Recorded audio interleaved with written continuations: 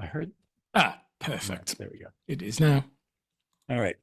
Well, hello, and welcome to Gallifrey's Most Wanted. I'm Ross Aiken. I'm Old Who.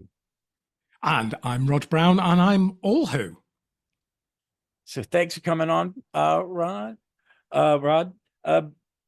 Folks, we've been talking about a new format, kind of me just kind of saying it out loud on the podcast. Well, this is the first episode of the new format, and the new format will consist of I'll pick a random season and I'll pick a guest, and then I will pick a random season for us to talk about, or we'll do a doctor and we'll do the same process. And then I'm thinking about how I do some stuff not related to actual episodes, and I'll add that in and use this similar format. And for my first guest, I asked Rod Brown from Nostalgia Tours if he would come on and be my first guest, and I'm excited he said yes. And so, Rod, this is what we do the first time your person's on a show. I'm going to ask you your Doctor Who origin story. Crikey. I started watching Doctor Who probably before I could walk and talk. Don't know why. My family are not particularly sci-fi nerds or sci-fi buffs. It must have just been on at home at the time. And I just became obsessed with it as soon as I saw it. I mean, my mother used to tell me stories about how I was absolutely in love with the Patrick Troughton Doctor. I have no memories of Patrick Troughton. I was born in 1966, so I don't remember Patrick Troughton at all. I remember John Pertwee, but my mum tells me I was obsessed from about the age of 2 onwards, and it's never left me. I'm not one of those Doctor Who fans that's kind of ebbed and flowed over the years, or had times when I left the show and went and did other things. Doctor Who has always been not the most important part of my life. My husband will kill me if I say that, but certainly either the first or the second most important thing in my life. So yeah, it's always been there throughout my entire life. I like that. I'm like with nerdiness, I'm like that, but I have a brother who's 10 years older than me. It was like constant. So I learned to reading comic books. And I got the same thing with Star Trek. So if someone asked me, when did you start watching? I said, I remember watching it in reruns, but I'm pretty sure my dad let my brother Hugh had the TV to watch Star Trek, because he was like, if this is what you enjoy, and there's 6 of us, this is what you get to do. And he was cool. My dad, pretty cool dad for a Marine, and a kid. He had been a kid who grew up in Brooklyn during the Depression. He was a bit of, wasn't tough, but he was tough, but he was sweetheart. But he would let us, so we would get it like that. I like that when someone finds something very early, because I was, till I had Doctor Who, I was Star Trek 24/7, because I probably was sitting on my brother's lap or bothering him while he was trying to watch it in 60, because he watched it. He goes, yeah, I watched it when it was live. And it's like, well, okay, that's kind of weird. For some shows, all like us nerds have is like, oh, I never, I'm too young to watch that, live. Well, it's funny because no one else in my family, as I say, it's certainly not when I started watching, but actually never really. No one in my family was particularly even that keen on Doctor Who. It was just me, and it was my obsession. So I wasn't watching it. Obviously, my parents watched it when I was very young, and I remember, sitting down and watching it as a family through Pertwee and probably most of Tom Baker. And by that point, they were starting to drift away. But they just watched it because it was Saturday evening, and in those days, probably we only had 2 channels in those days, so you all sat down and watched whatever was on. But no, I was the only one that was the fan / obsessive. Wow, that's cool though. I like that. I like that. That's kind of cool. I've been thinking about this, and this is a tangent. I'm gonna be really quick, but to the wilderness years for fans like you, you've always been constant level of fandom. Yep. And you guys don't get reruns. Like, we didn't know. Oh no. Now we always had it, basically from once the Lionheart contract went out, which was the first 4 seasons of Tom Baker as episodes. It's been on American television somewhere 20, and it's weird. I teased Jeff Goddard. Like when I found these, there's channels like Tubi and Pluto and stuff like that. They have a Doctor Who channel. What, really? You can just jump in, man. I was flipping channels and stopped for 2 hours. It I was War can't. Games. I caught it right in the middle. I was like, oh, cool. I'll watch the end of War Wow. Games. I I was going to watch can't some imagine TV. that as a child. But there were ways around it, Ross. So in 78, I started audio recording Doctor Who off the TV. So I had a record of it. Okay, Okay. wasn't anything past, but I still had a record. And my God, I listened to those audio tapes over and over and over again. And then by 83, we had a video recorder. And then by 85, 86, I found Fandom and managed to get hold of lots of pirate videos and got it taped that way. So I had pretty much everything that was out certainly by 87, I had, I think, every episode to varying degrees of quality. And my God, Yeah, some I of them remember. some of them were really ropey. I remember sending videotapes over to Loose Cannon to get some really second and third generation of a fucking grainy picture to begin with. Or, oh yeah, my brother's like, "How are you getting these?" It's like, dude, it's fucking cumbersome, but it's Yeah. well, I didn't think of it as cumbersome. No, to me it because was like it was a gift from heaven to me. I mean, I didn't care. I was watching Inferno with an Australian voiceover at the beginning and end, and I could hardly see anything on the screen. There's that Lionheart, a guy named Howard De Silva, who Yeah. doing the intros. I want them. them to put those on an extra. I would love to hear those again because I'm the first play I was in is third grade. So it was 1776, and I loved it, and I still love that musical. And I have a connection to it because I'm a descendant of Jefferson. But Howard De Silva played Ben Franklin in it, and he's really good. Okay. He was a heavy in films. He was just that he played a very good suited heavy. He was very good at that voice. But that I liked it. Yeah, because we got it.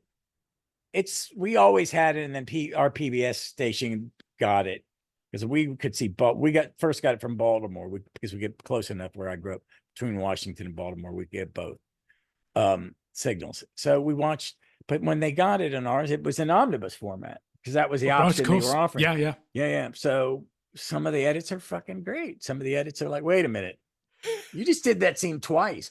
Oh, that was the cliffhanger, and then they reshot that scene at the end at the beginning. So we just get to see it from two. It's the same scene.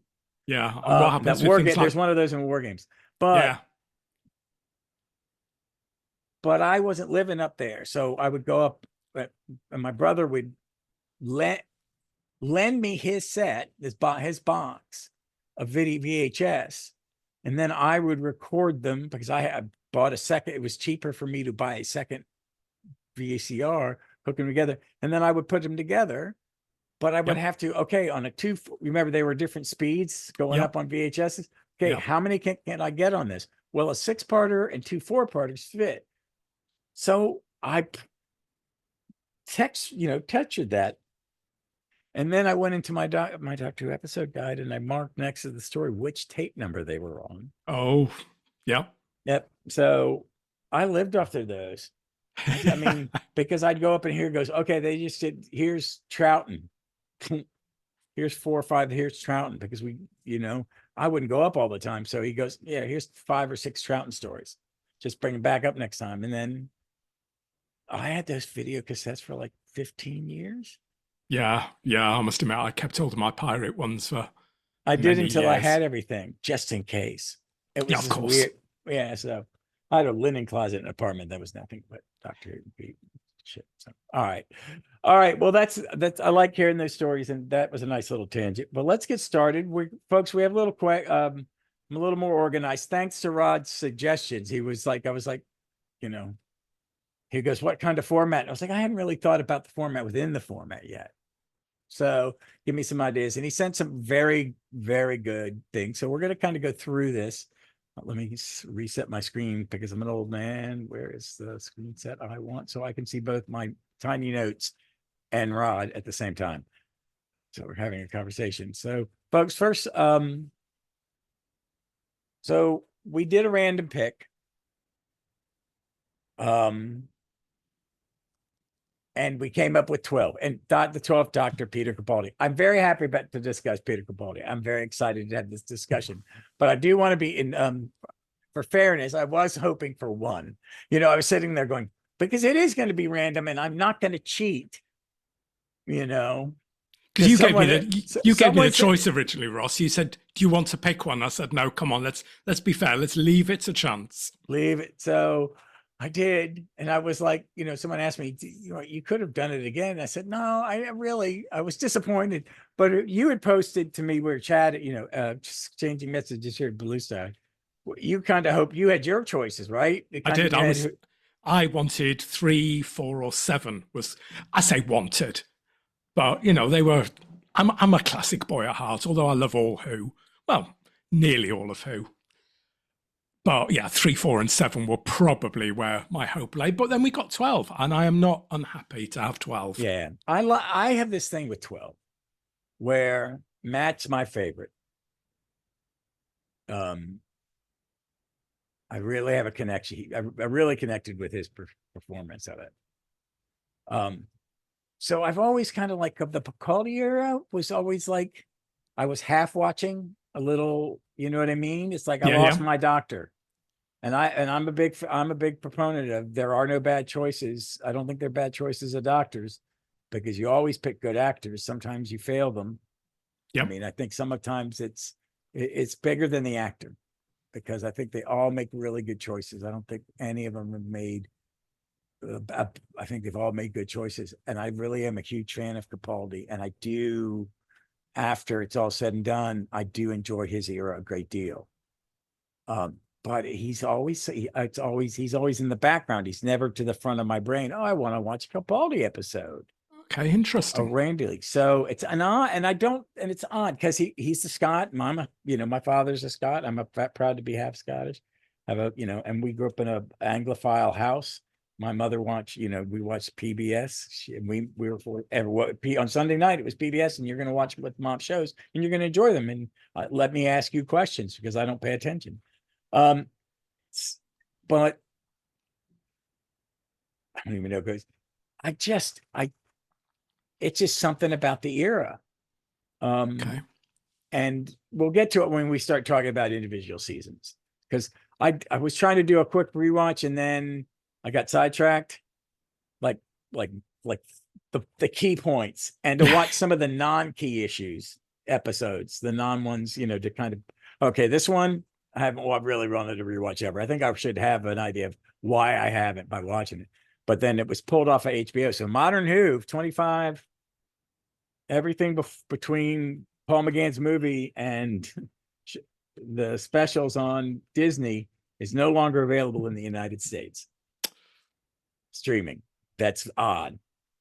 Makes you wonder, is there a deal going on in the background somewhere? I think there is. There is no reason they're going to make a deal. I think I agree with it. I would okay, I've been saying there's a deal in the works because BBC needs some money. Basically, people do not think the BBC is not resting one of their top copyrights because because all they want to do is find the best person other than them to make it and pay for it, and they just get their shit they get their cut off the top. It's like a mob thing, man. No. It's like I get 20% of everything. Or I'll pull this very profitable, copyright. So I didn't get a thing. So I did go in and jump in and watch a couple specific episodes last night in the later seasons, not the big ones, because I know those are seared in my brain, but like when favorites, if we're going to talk favorites, I got to go. I know what my favorite in 1 is. I'm not sure about my favorite in 3 though. Okay. So I don't because I have this one I've never picked. I have the key ones I like a lot, but it's not like God Complex in Matt Smith's era. That is my favorite Modern Who episode, period. That is my comfort one. Okay. It's so weird. It's like this is an 80s story if they had a budget. Well, it is kind of Curse of Fenric. Yeah, basically. Yeah. I just like the way it's told. It's got a great guest cast. The actors got good things to do. The young woman who plays the nurse was amazing. I mean, it's just that but Capaldi is this. So let's get started. And I'm going to let you, I'll go first really on this first one. Who are they replacing? And I think that's a great question to ask, because at the beginning is we're all like, oh, you picked that person. What are they going to do? And with this pick, he's a big star Yeah. in British television, and he's known in this country for weird things like being the doctor at the end. That bad, well, it's not bad. I like it, but it's not the book. World War Z, but then in the loop. Yes. Yeah. So we all have that thought, what are they going to do? What are they going to do? What's their costume going to be? We all do that, and we all make guesses, and we all go, this is what I like. And I was glad it was him. I went, okay, if it's not Matt and go be Peter Capaldi, what kind of doctor is he going to be? He's got that face. Is he going to be gruff? What's he going to? I mean, I really was like, I'm glad.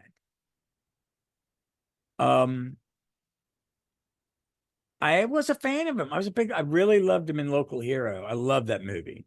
Yeah. It's a very 80s movie. But I was born in 64. So, cinema's being made for people my, but I kind of where I was at. And I liked it. I think he's a perfect doctor. So the second, I'm going to say that because some of the other questions, what made you, I was a fan of him. Yes. And what made you what maybe, I did love the idea of him playing the doctor. And I liked his look. His look was perfect, especially when they let him. I have this thing about wearing the same clothes in every story. It's just, there's no reason for it. Absolutely. It's lazy. It's lazy. You're not paying that. You need it. Pay for costumes of your leads. You pay for it, you cheap bastards. It is the BBC. Yeah, just borrow an old set more often, right? So go down there and have a catalog of rustic setting. Hey, these 3 sets are available. Just do some of that. There are other ways. Give the girl a new frock once in a while. But I liked his look, and there's this thing of the profile, like Davies talked about it, why he wanted he wanted a costume that had a cut for Eccleston, that if you saw him in silhouette, you knew it was him. Yes. And I went, wow, that's a good thing to start with.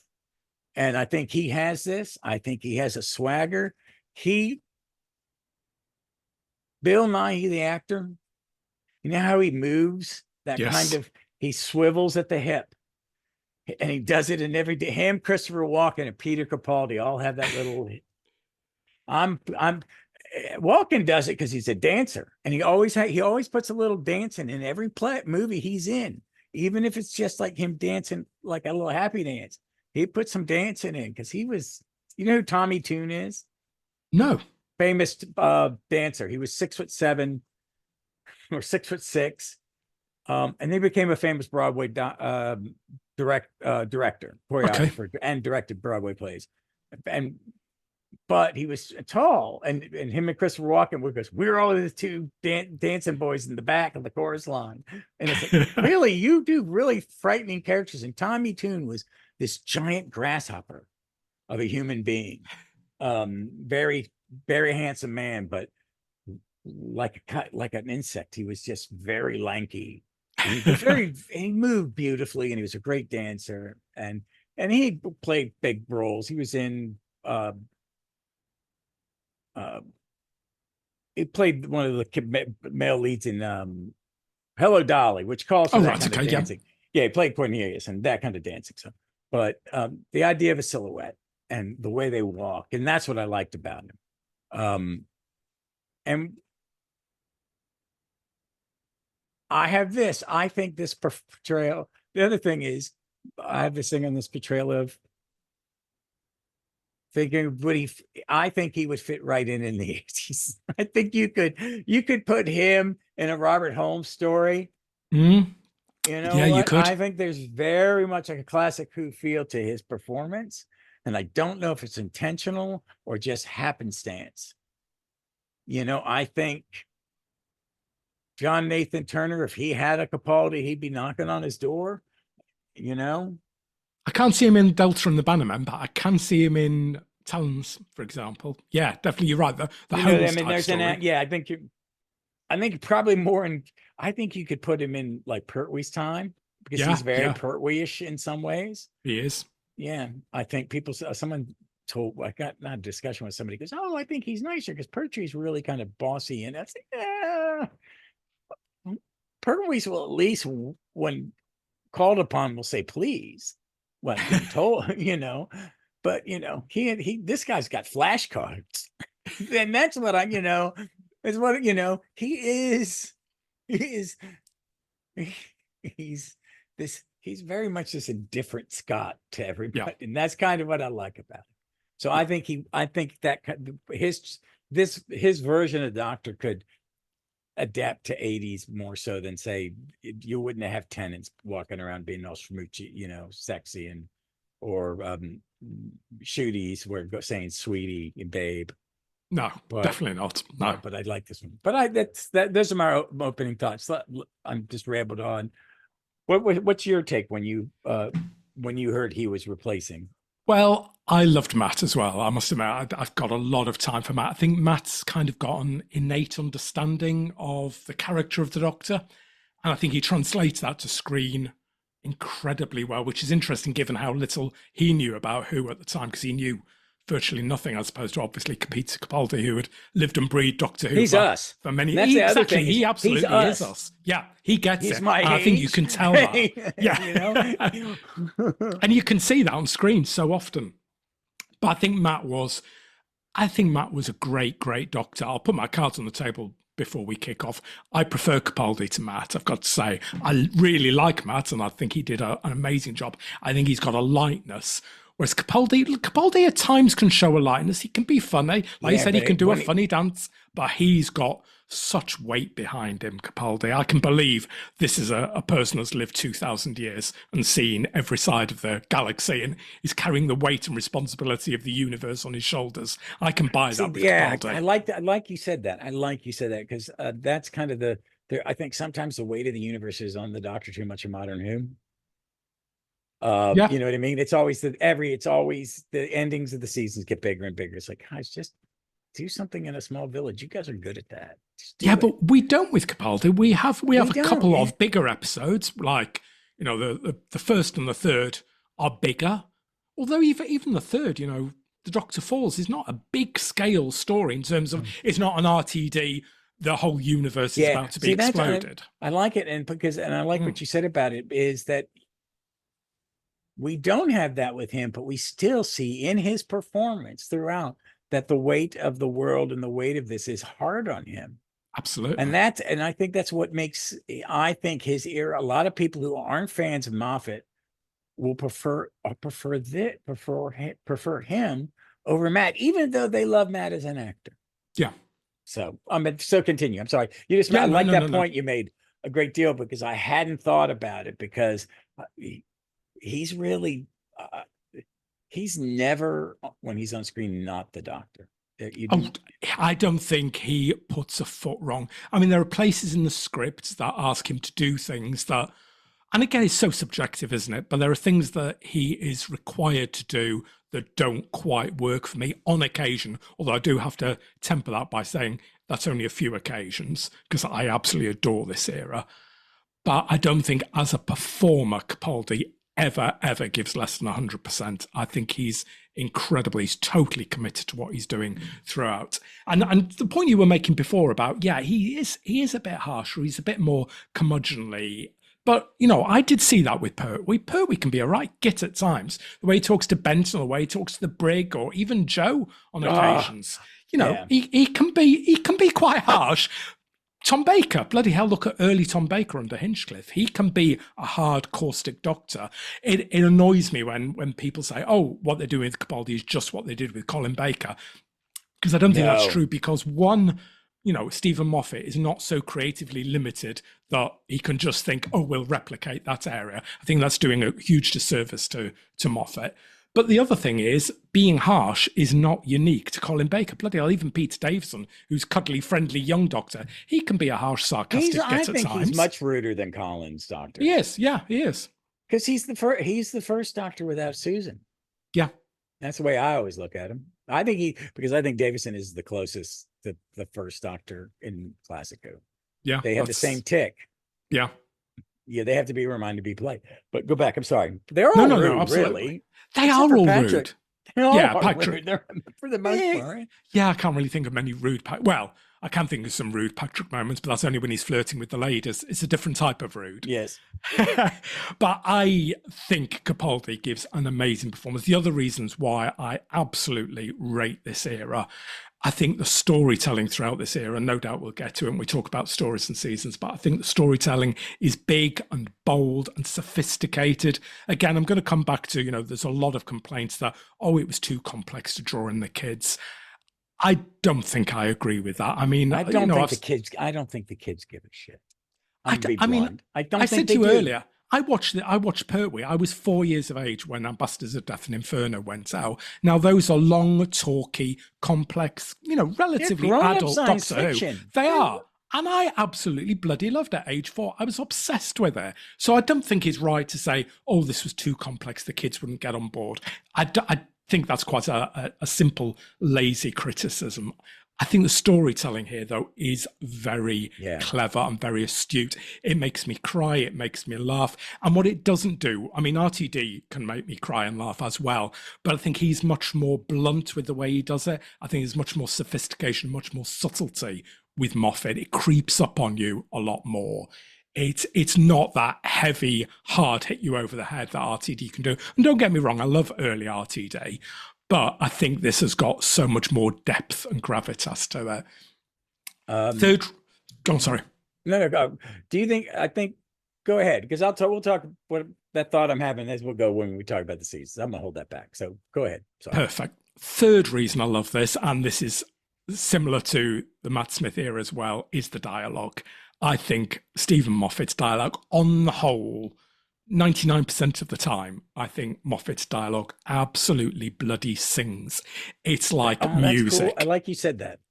Because for years, it's like I was a theater person and thought I'd be an actor, which is not a good idea because I wasn't very good at. But I like my favorite TV people are the guy who created West Wing.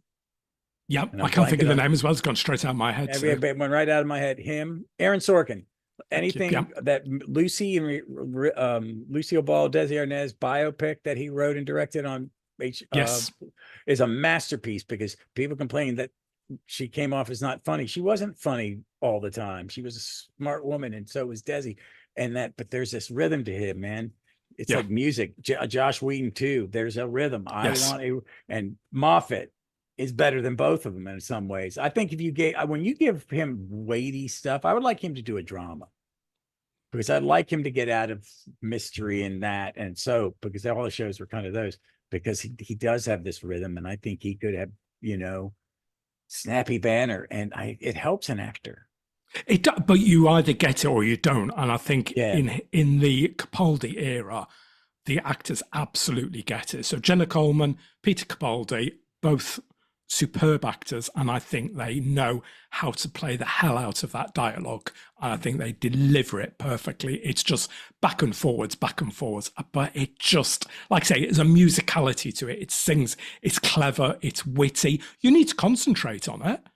And, again, coming back to lazy criticisms of this era, another thing that bugs me, and I'm sure we'll come to it, is people say, this arc wasn't finished properly. They didn't explain this. They do. You need to listen to the dialogue. It is all there on screen. You've got to work a bit harder for it. You're not being spoon-fed this like maybe you are in other eras, but this is clever storytelling. Everything pays off in this era. I think it's bloody spectacular. Another reason. I agree with you on that. A lot of that. I really do. And I do like them as a duo. I think they're tremendous. And that's not being, doing disservice to anybody else. And we'll talk about some of the other companions, but I think particularly Coleman and Capaldi really, and clearly they enjoyed working together, which is why Jenna agrees to come back. She could have gone after Matt. She was definitely going to go after Last Christmas, but her and Capaldi had such a good working relationship. She wanted to stay on. So I think they work together really well. In many ways, they are my favorite modern who that's and cool. companion pairing. I think they're just brilliant together, and that's very uncommon. Not many people would pick them, but I just think they work together tremendously well. She got a beat up in fandom, and I was during that era. During her time on Who, it was like I would just get livid on the show sometimes because I was like, people would go, "She's a plot device," and it's like, Jesus, all the characters are plot devices. They're part of the plot. It's it's made up. But I am a big fan of her as a companion and as an actress, and I love Matt and I love her. I don't think they really work. I don't think they're great together. They're doing their best as actors, but I don't think that it just doesn't gel, does it? Yeah, for me. It's exactly the same as Pertwee with Elizabeth Slade, and exactly, Elizabeth and that is Slade a good example of it. Oh, you're better with the next one because that's the actor playing the doctor is not thinking about their friend that just left, and you're some stranger. You're the new person, and you gotta go show me. This is fresh. I know how to do this. We're here to help you learn to be the doctor because I can't imagine what that process is. I cannot imagine how big a deal this job was and how big a deal it was at that moment in time. That was the peak. Matt is the peak. Oh yeah, it's conquered America, and the show is it's on BBC huge. America. People are going, "Oh, I'm watching Doctor Who," and I'm like, "Okay, don't ask me questions." When you got the waterfall of information when I was a big nerd, because I was that nerd, I'd get excited and I tell my friend, they're going, "He's talking about Doctor Who again. Someone give him a bong. Get him a beer, tell him to shut the fuck up." Okay. My best friend Vic, she would say it when we're on the podcast. He used to just blah, blah, blah. I had no idea until I watched it.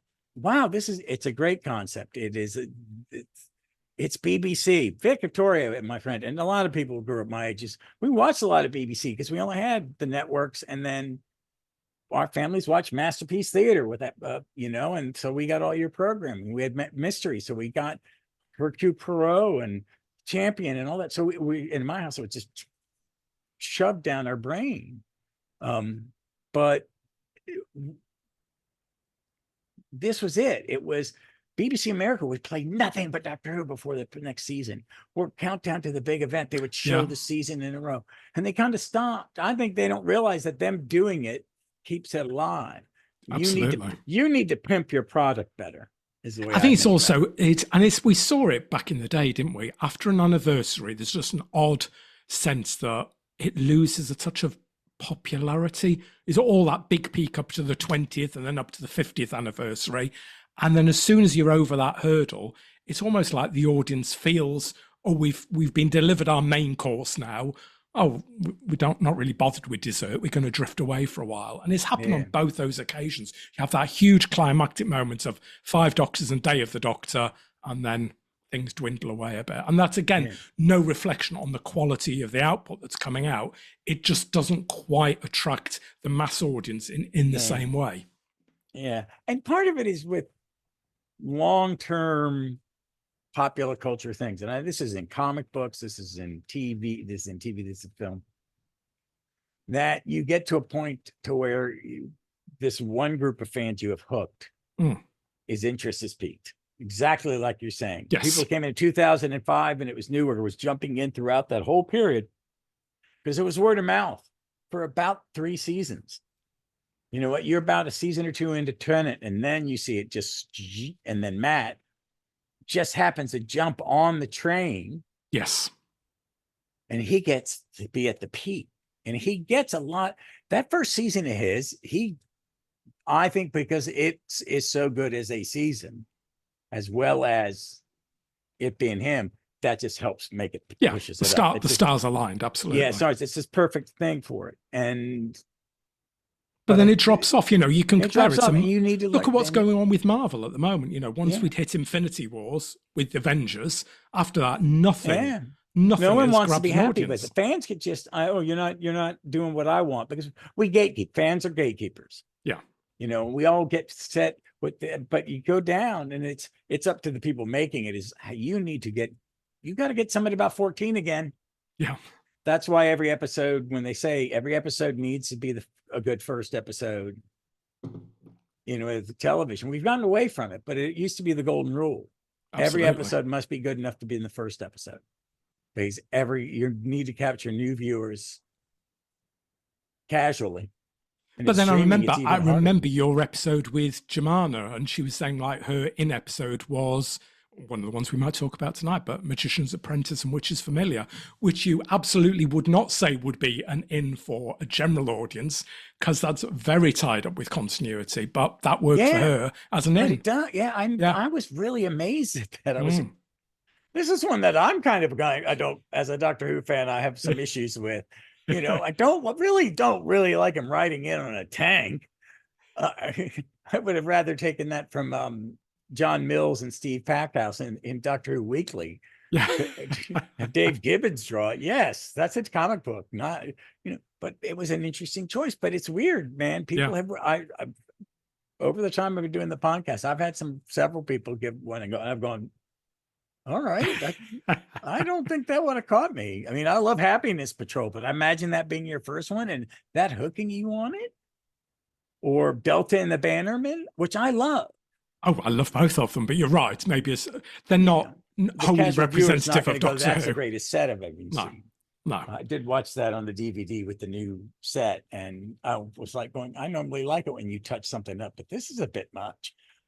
Because I think part of it is again, lighting is like, guys, we know you're just on this is really bad. You need to darken it because we can tell it's a set.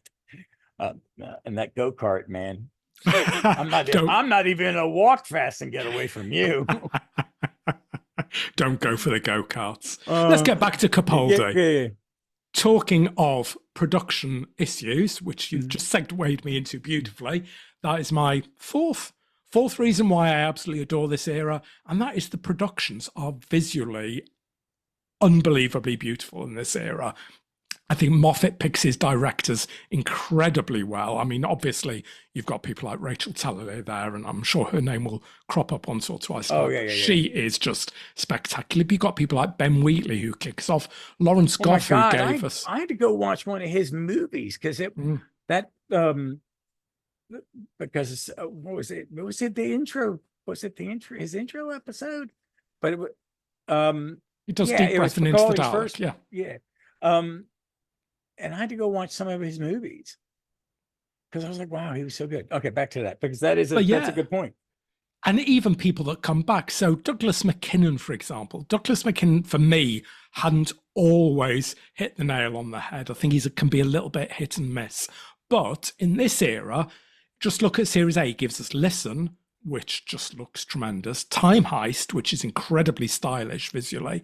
And Flatline, which again, from a visuals alone, those three look completely different to each other, but they are all bloody beautiful. And actually, you brought up, those are three episodes that I absolutely love. And I think because some of these one and dones, I think they're underrated.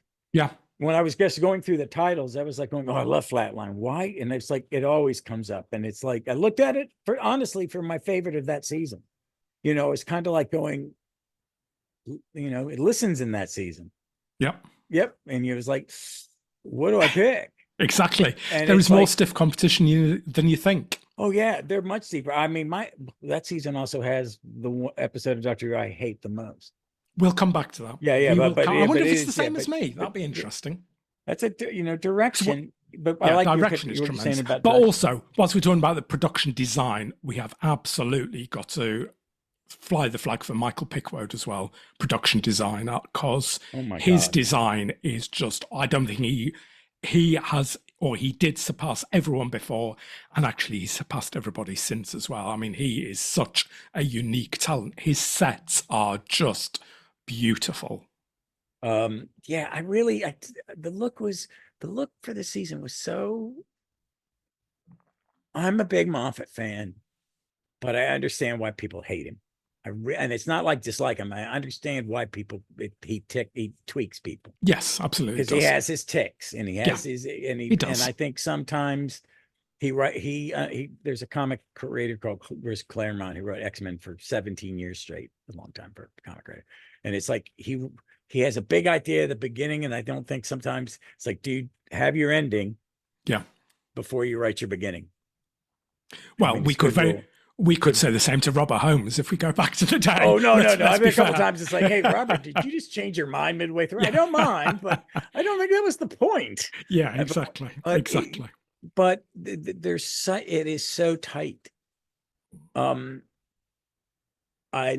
like, oh God, there's so many of the episodes I like that are not what other ones like. Wasp Eaters, what is it? Eaters of Light. Eaters of Light. I really like. There's something about them when the way that shot outside and the camera, and I can't remember who the director is, but I really do like it. And it's because I felt like there's something about it, and I was jumping around for my rewatches. I feel there's a house style, but not everything looks the same. You know what I mean? Does that make sense? Yeah, and I think that's Michael Pickwoad that gives it that kind of cohesiveness across all the series. Yeah, I think you're right, because I think a lot in the modern one, the more after this, sometimes, especially in the last ones where they were going for the Disney, the big thing, some of the big stuff was too big, and it didn't fit. It's never looked. Yeah, when you go back and watch these, you think these are your Disney money. You would think this is where all the money was spent, because it's just and they film abroad so often as well. They make great use of locations in this era. It's just big scale. It is big scale. I mean, just think of something like Extremis, that boat ride at the beginning of Extremis where Missy is going to be killed by the Doctor. Location. That was one I jumped into, because that 3-parter is one because I haven't watched it in a while. I look at it and it goes, is this good? Is this good? Because it's one of those stories where I'm like, love, hate, it just as I'm going through it, going, you're making so many decisions that, but there is that thing. There's a cinematic element to it. I mean, I think the first, I like Jodie's first season very much like that, because they got the new equipment and they were playing with it. Yes. And they played with it. And then Jeff's favorite episode is actually kind of, I think my favorite episode goes Monument. And I think a lot of it is, I think they both mad. I know, but there's a certain aspect when they're some of the location stuff, and they did some overshooting that I really like. They used a crane, or nowadays they don't use crane. What do they use? Drones. Yeah. But there is something to this. Is I think they never went too far, and there's something about some of the looks of things. Is I just feel like the sets. There's something about sets that tweak me where I know it's a set. It's like me. It's not okay. I know you built this, because it's just, or you've given something that a director can't hide a flaw. Director should be behind, you're going to get a set and they're going to go, you can't shoot this straight on. Why? I built the damn thing. It's going to look like crap. Believe me, don't shoot it over there. Scooch a little bit. And the doctor, if I do it at stage, directors are going, why? It's like, go sit over there. Oh, I see what you mean. Yeah, I had to make it that way. So I'm forcing your actors so they can see them. I'm not, you want a little something back here, and people are going to go there, and then no one on half third, it's going to be out of shot, all these weird things. But these are I just like the feel of this and this whole season, and you're picking out sets. And I think the lighting, I think everything kind of, their episodes are choppy because of what the episode's about or whatever someone, we all go into every episode. We all have our own taste. Well, one of us are going to like one and one of us is going to hate it. Exactly. It doesn't mean it's bad. It's just different points of subjectivity. Yeah. What I don't know if his era is he the reason I love it so much, or is it just all the things in it were a perfect thing? And that's going back to what I was saying earlier.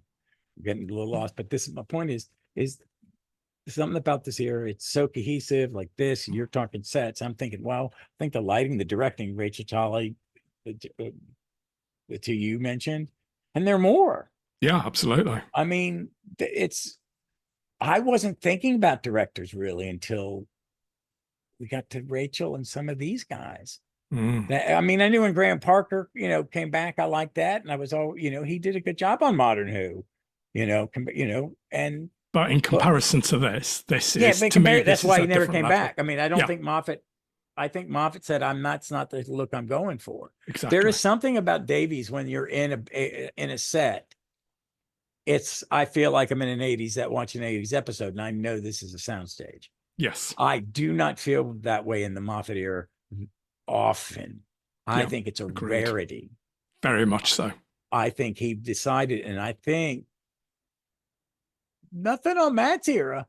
I think visually, I think it's these last 3 years where they really finally they had a better quality. Yeah. And I think it's gone a long way why, DBBC decided, they didn't go HD early. They went late. Yeah, they did. They were very, very late. And then they didn't buy good new equipment until Gibnall. Yeah. So they were imagine this era. Yeah. Huh? Imagine this era with those cameras. Bloody hell. Or the ones Disney the crap Disney forced them, and that came out recently, and I found it forced them to use 4K, and it was very expensive, and it was a waste of money. Yeah. I mean, first 2 seasons of Jodie were shot on 16mm cameras because that's all the money they were willing to give them. So, hey, I need more costumes. I'm gonna shoot on, it's. But weirdly, that looks $1 million more than the Shooty era. But anyway, that's a debate for another day. But I think this is very cohesive. I think Moffat had a plan, and I think in a way he paid it off. And I don't think 100% for this Doctor. I like this Doctor's arc. I think it's intentional, and I think I think Moffat was. I don't know if he's more focused. I don't think he could be focused. But it just this era looks great. It's so tight. Yeah, it's so tight. And very different. I mean, they jump around from settings, but I do like the location. I didn't until you said it. I went, oh shit, yeah, they are outside a lot more often. They're outside almost every story. Yeah, and there's overseas shooting, and it's done at scale. It's not. This is not everything done in one small room. This is Doctor Who at scale. Yeah. Let me think. I'm thinking musically too. I'm glad he kept Murray Gold. I think he's tremendous in this. Yeah, series. I'm a big Murray Gold. I'm a big John Williams fan, and I think same. And it's like, and I'm not saying he's good as John Williams, but he is the same style of. Yeah. He's gonna help. Music helps. They're not broadcasting. I think.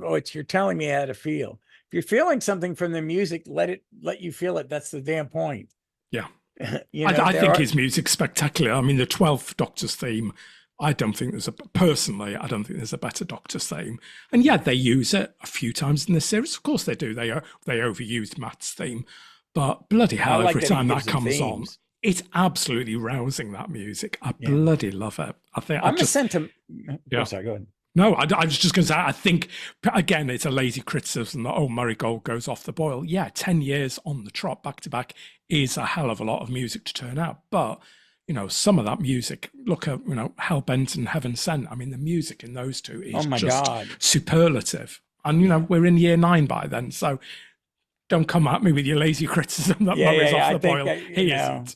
I think I've bet those criticisms, it's intrusive. It's like, this is a pretty broad show, especially in the RTD Moffat era. They're very showy. Yeah. And there's a little bit of y'all's British camp, which I love, and that bigness. I don't have a problem with it. It's because one, it's a kid show. You got to remember it's an everybody show. But I love him. I'm a sentimentalist is the way I kind of like it. I like those. I will cry. I will tear up. But it's always the little things. And I think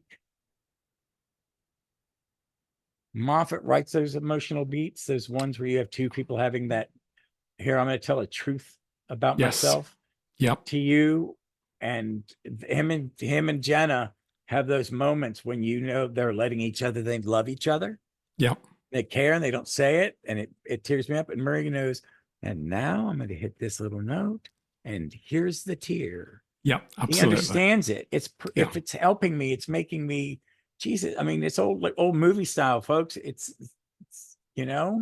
Before we could talk, music is what told us to cry when it was time for you to tear up.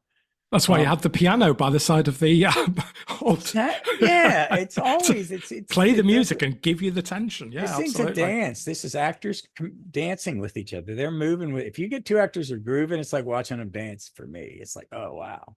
You two are not paying attention to anything else around each other except being in the moment with each other. And and you're making it look easy. And I do think, and I think this whole season it looks and it just jives. I think we covered questions 1, 2, and 3. No, maybe not 3. I want to ask you that one is first take on the way they played the doctor. And what were your thoughts on him in the next seasons? Um, for me, Should we it do? took huh? Should we Go do that ahead. as we go through the seasons? Yeah, Because I why think don't we? there's Yeah, a that's you know yeah. what? That's a better idea. Why that's a better idea. Let me start with season 1. It's my least favorite of the 3. Okay. I think it takes him. I love his first episode. Mm. I Every do. time I go back to it, I go, it's a good one Yeah. because it's better. It's better than half of some of them, most of some of them. When it's creepy, they're funny together. The Yep. scene, him and her, and what we're going to see is what he is in the first season because he changes. Every season is different for a reason and for him to change. Yes. There's a different, it's his journey in this and it's mapped out and I love it. But they're great. I think there's some things where I don't think he's comfortable in his doctor's shoes yet. I don't know if it's intentional or if it's, he's doing it as the doctor. I don't know, but he's a little choppy at first, but he builds. And maybe I'm being unfair to him, but the very first episode, it's not until like third episode, he goes, okay, I understand I kind of have a feeling for what you are as a whole. Yes. And I don't know if I'm asking that to see it first. Maybe with Matt, it's the first scene. Yes. You're like, oh shit, damn, that was fast. Because you watch Old Who and they'd shoot But the first story third, so the yeah. actor had gotten it. But I think he comes running out the gate, but I just choppy. But this season, it's just choppy to me because one, I think it has two stories in the middle that are my least favorite. Kill the Moon and shit. Hold on, I need the list. The one after it. The one after it. I Mummy think on the Orient Express. no. Then I'm The one before it, you mean, the caretaker? Oh no, maybe not. That's something I've got In the Forest of the Night. exactly in the forest. Right. Like, oh, what the That's fuck? 3 episodes later. Oh, that's the one. That's the one. They're two of the weakest stories of Doctor Who history in some ways. I'm not one to go, oh, you didn't tell me what that was. And yes, why was her big sister hiding behind a bush? Why not? Why not? Yeah. So, but do these guys, I think he lifts those stories up when he's on screen. I think Yep. Clara, I think Jenna does. But overall, I think it's a good season because you're gonna have a turkey sometimes. You're writing a lot of TV. Yep. Moffat's written a lot of Doctor Who at this point. We produced it. So, but overall, I really like it because some of the ones I really like in it, I like in it. Are we going to jump straight to favorites? No, I don't want to talk about favorites in there. I'm not, but I'm just saying overall. Yeah, but we can. I mean, at least as in this season, I want to talk about one. My biggest problem with one is I think the actor played Danny is underserved. I think Clara is underserved. They have very little chemistry. I don't know if it's Moffat didn't know how to really write them, that they should have had more scenes together. He should have gone on an adventure maybe. Because I think that relationship for me doesn't really pay off. And I think, and it's more that I think these two really good, because when he's allowed to shine in The Caretaker, when he throws shit in the doctor's face, but he doesn't get enough moments like that. Yeah. I You hate the know, caretaker. I've got to say, I don't like it very much. I And my friend really, Vic brought really in, dislike it. yeah, but the only things I really like is Danny, Mm. because I think it's good to see the doctor. One, the doctor's being so dismissive of him, it comes off. And Victoria brought up the thing. This is a black man, and Yes. you're writing a character degrading him that he could only do math. And I was like, shit, I don't see it, because I'm just seeing the doctor being mean to the person that is, this doctor's mean to people, and he's jealous. But But it I is, think it goes too far in the it caretaker. It gets does, personal, it gets nasty, it gets bitter, it gets yeah, cynical. I don't see that elsewhere. I don't see that level of, well, just pure spite, really. And I really, really, really dislike the caretaker yeah. for that. So I think it yeah, stands out a mile as, for me personally, yeah, it the had to worst be script. pointed out. But the scenes where Danny stands up to the doctor and this doctor, because we knew he was going to be dismissive. Um, second. I think, where is that? Sorry, folks. I'm about to lose power on my computer and I had to find the damn cord. I'm on still on my sofa setup. It's just, yeah, I get it. It's there, so there's really, there are choppy episodes. One, you really dislike one in this first season, Yeah. and we like it. I think overall, just let's just, for me, this will be my kind of last thing of the season for me. Uh, hold on, I just think the season is choppy. Don't think it sticks the landing, but I don't think a lot of the seasons stick the landing. I enjoy them some, but there's always one or two things. It's like, it's either too big or whatever. I'm being just, that's my pickiness. I don't think it really sticks the landing. I think it gets a couple emotional beats and some stuff in it. There are moments I like. I love Jenna's performance after Danny's died. I like how that shot, that she's hearing it on the phone and we don't have to see it. I think it has more power. But overall, the season, I don't think it's one of the best seasons of Doctor Who. I don't rate it as a season compared to others very highly. But it has very good moments. And so I always rate this one last in the seasons. I Interesting. rate it very low most of the time, just because overall, and I really do like these next two seasons. So, you know what I mean? There's not episodes I dislike in the second season, I don't think. I don't know. In my head, I've always rated it as like one. Let's rate at the end, but that's my take on one. It's not my favorite, but the good one, the big stories on it, the big beats, I really do love. Yeah. And they outweigh, I don't know. I don't want to feel like I'm bashing it. It's not good. It's just, it's too up and down. It's too choppy. Yeah. Let me just end it with that. That's the best description. It took that long for me to get it choppy. All right. What's your overall take on one? I really enjoy series A, I gotta say. I Okay. think it's a really solid, for me, it's a very solid series that really delivers.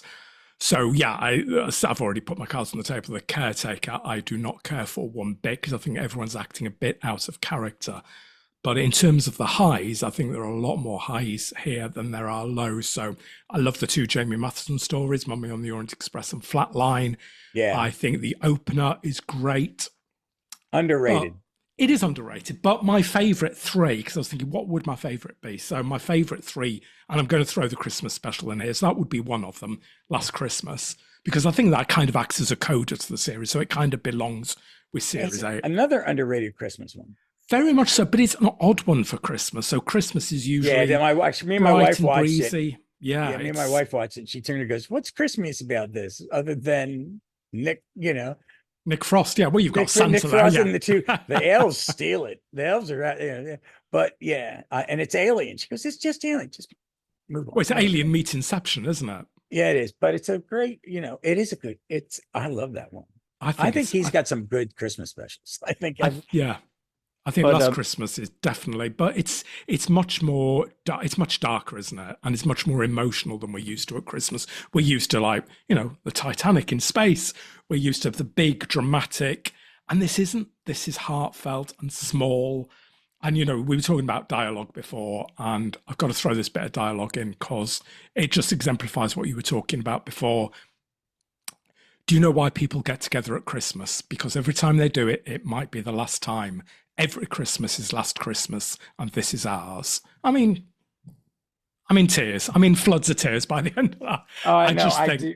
it's all Yeah. about second chances, and I just think it's such a clever, clever story. Yeah, you've got the fun in there, like you said, with the elves and Santa. You've got the sci-fi with the alien. You've got the mind bendingness of Inception in there, and then you've got an emotional core at the heart of it when Clara wakes up and Danny's in the house. I just, Oh and then my that, God. That's my see what I like is I love them. That's my favorite bit with those two. yeah, it's Because beautiful, isn't it? it's so beautiful. And that's the sentimental. It's just a Yeah, conversation. You yeah. don't need a big explosion or wailing, just two people saying goodbye or being intimate. And It's then beautiful. we counterpoint that at the end with old Clara and the Doctor, kind of in an echo to what Night of the Doctor was. Yeah, there are so I many know. of the Doctors.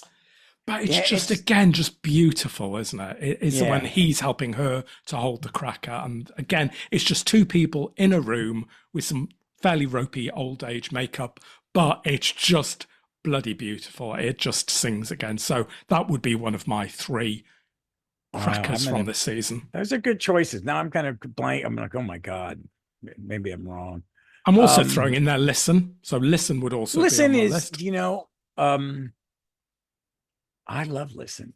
I love Listen. I think it's one of those Doctor Who episodes that I think I know it can be. Jeff doesn't like it. He really doesn't like it. I know a few people who really don't like it. I'm I think it's one of the best episodes of Who ever Yeah, in a lot of agreed. ways. It's that Moffat kind of creepy. Um, you know what I mean? But it's a story you wouldn't expect Doctor Who to do. It's the Doctor No. investigating something he's scared of. He's investigating his own personal bogeyman, his fear of what's under the bed. That is such an unusual take. And it's scary. It's just edge of the seat stuff. Again, the cinematography, this is Douglas McKinnon. It looks bloody beautiful. But it's all about our own primal fears and insecurities, which is why we counterpoint all the scenes of what's hiding under the bed with Danny and Clara in the restaurant and their continued failing ability to get together because of their own personal insecurities. So everything is mirroring everything. It's just Moffat knows how to do this stuff. Do you think these two things don't go together? Yeah, actually they do, because thematically, this makes complete sense together, whether you're talking about a fear of someone under the bed, and whether it being Clara or being one of Rupert's friends, possibly being under the bed in the care home in Gloucestershire, or Clara and Danny out for lunch. It's all about how we deal with our own personal fear. I just think it's a beautiful piece of work. It's mesmerizing. Yeah, that's a good one. Here, I'm thinking now that you said that, I've got my three favorites of the season. I had to think about it. It's Listen, it's Flatline, and there are a couple more that I'm like, well, what crazy. It's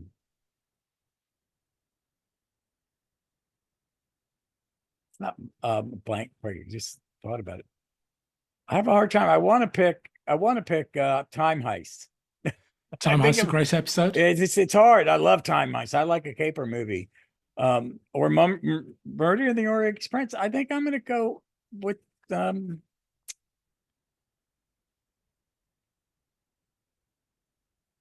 You blank. said, and you said this isn't a good season. There we are. No, I'm starting to eat a little crow here. Yeah, Jesus. See, people go, "What's your favorite?" My favorite today is this Yeah, because it's going to exactly. change tomorrow.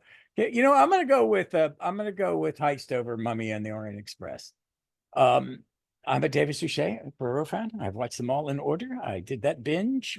It like I was single at the time because that would not have been married. I think she would like it, but I don't think she would allow it.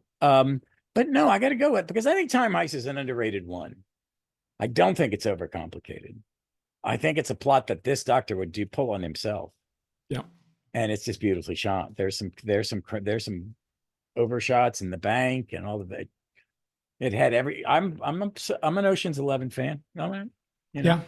Yeah. Robin, It's very stylish. Yeah. So it is, maybe it is, but see, the ones I hate in this season, the ones I dislike in this season, my dislike is so heavy and so deep. I normally will not say I hate something.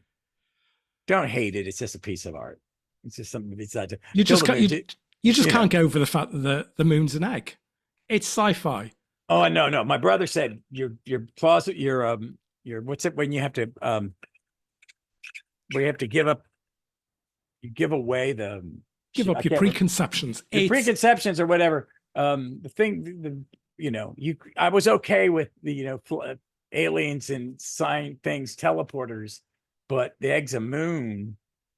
That's when you can cope with the police box as a time and space vessel. That's fine. Yeah. That's fine.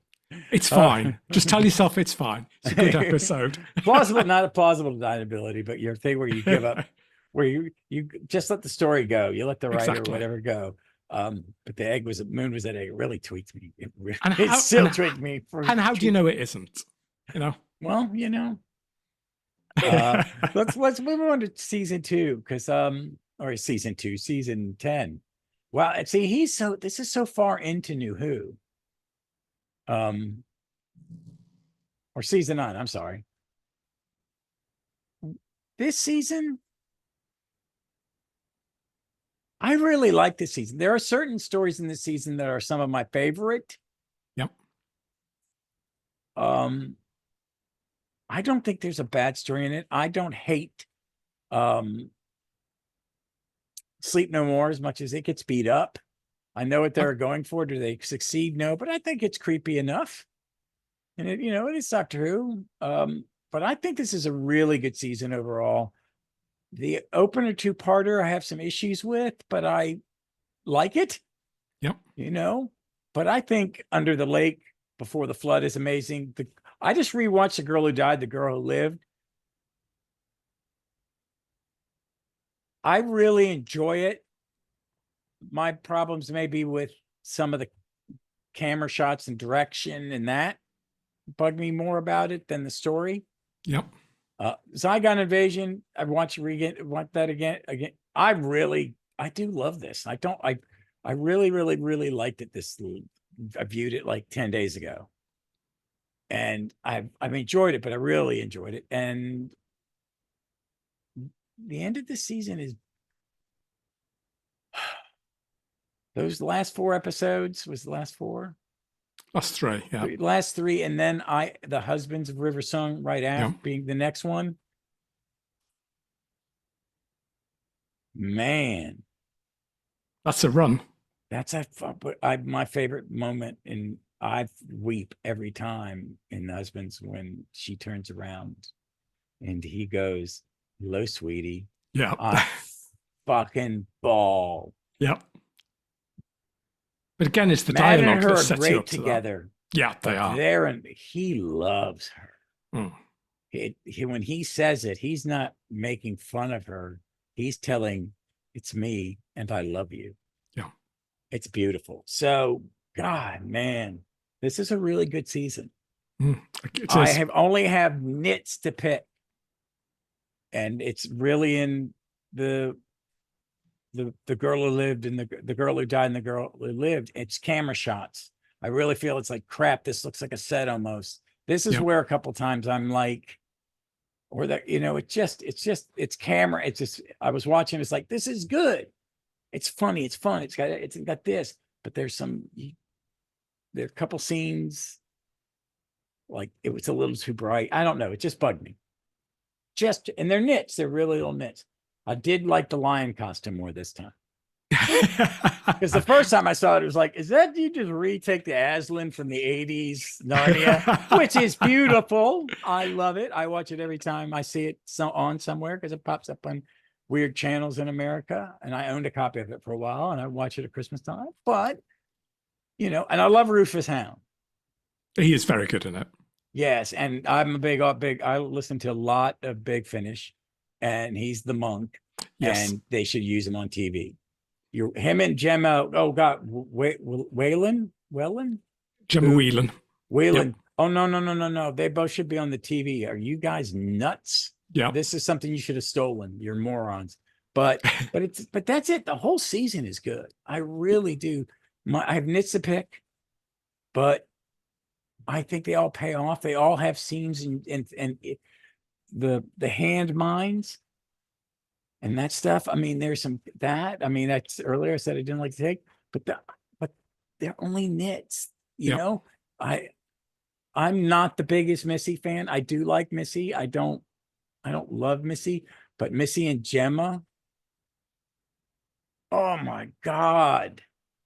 The acting in this stuff. That's another thing that gets me. The acting in these, I think, is top throughout for all of them. That in the Zygon one, it was the actress who was with Gemma, and they discovered that she was there when Gemma. We find out Gemma, that's not Gemma. Yeah. That's a Zygon. And what does she like to be called? Just watch it. Bonnie. Bonnie, yeah. Um, she looks terrifying, and I think the direction in that is good. It's creepy. It's very British science invasion, alien invasion, science fiction. John Wyndham. If you make me think his name when I'm seeing a scene, you're doing a good job. All right, I felt that's Wyndham. It's a Triffid. It's oh shit, they're stealing bodies. It's Quatermass. It's what the fuck this is. I'm all in. And then Capaldi is just, oh, it's time for me to do my dance and do one of his. He does a Doctor Who speech better than anybody. I think his angry is real anger. It's not fake anger. It's even I like how the woman, oh my God, the girl that dresses in all the woman who dresses in all the doctor's clothes. Osgood. Osgood.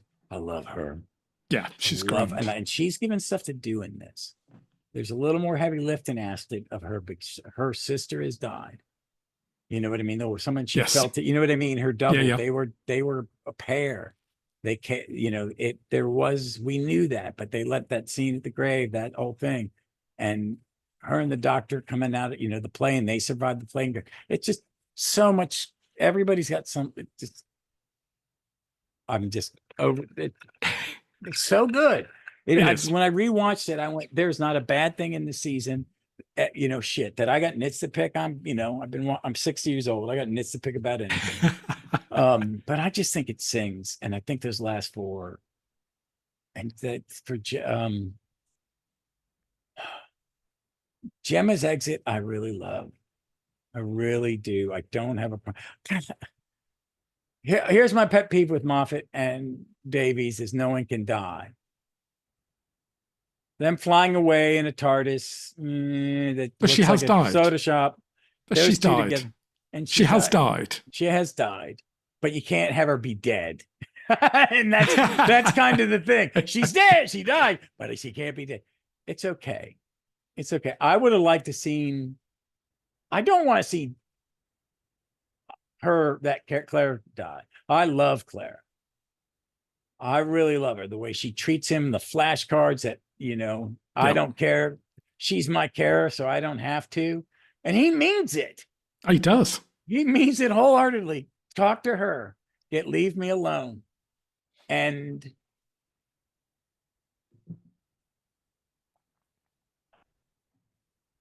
her doubt of their relationship is so powerful in that first episode. Even after he saves her life, she feels like you abandoned me. You left me. You used me as bait. You did this, you do that. And then the phone call with Matt, which I think is one of the most brilliant things ever. And then he doesn't, because he's not Matt. I'm not that person. I have heavy doubts. I just, I did all this stuff in my previous life. I don't know, the weight of the world, of the universe is on me. Am I a good man? Yeah. Season 2, I become a good man. I think part of it is and I'm not leave. You know what I mean? It's his journey. Yes, absolutely. It's really him, and they don't talk about it. They don't really talk about it, but she helps gets him to that point. She understands, yes, I know you're a good man. You're not acting like it right now. You don't know who you are. So I'm going to be here for you. And that, I don't think Matt's doctor ever loved her romantically. No, he cared deeply about her. I think this doctor loves her. Do you? I don't think it's right, and it's not romantic. No, not romantic. No, he loves her. You know, you're absolutely right. Not in a romantic way. But he does love her, but he just doesn't know how to communicate it. And he also thinks he wants to be up to her level. Does that make sense? It does. That's the way, and I think that's intentional. I think because she is the doctor-ish. I don't know. She's not the doctor, but she's the person the doctor should emulate. But I like his explanation. He says, you know, I've got a duty of care towards you. And that's kind of how he sees it as well. Yeah, there is deep, deep, deep love there for her as a person. You're right, not romantically. But part of that is also the duty of care that he talks about in Hell Bent. And that's what he's working on. When you think about it, even going back to the previous series with Danny, his dislike of Danny is because he doesn't think Danny is good enough for Clara. Because in his mind, he has a duty of care. And this is, again, how it all ties together. He has a duty of care over her. And his duty of care is saying, you are getting involved with someone who isn't good enough for you. That's why he's rude to him. That's why he intervenes. And you don't really get that payoff till Hell Bent, when he actually finally articulates it after all these series of them dancing around each other and hugging each other, but lying to each other at the same time, not looking each other in the eyes. They do. But ultimately, that's what it comes down to. And he tells her in the final episode, that's what it's all about. And that explains that whole trajectory that we've gone through for 2 years. And again, that's why, I mean, for me, this all fits together like a beautiful jigsaw.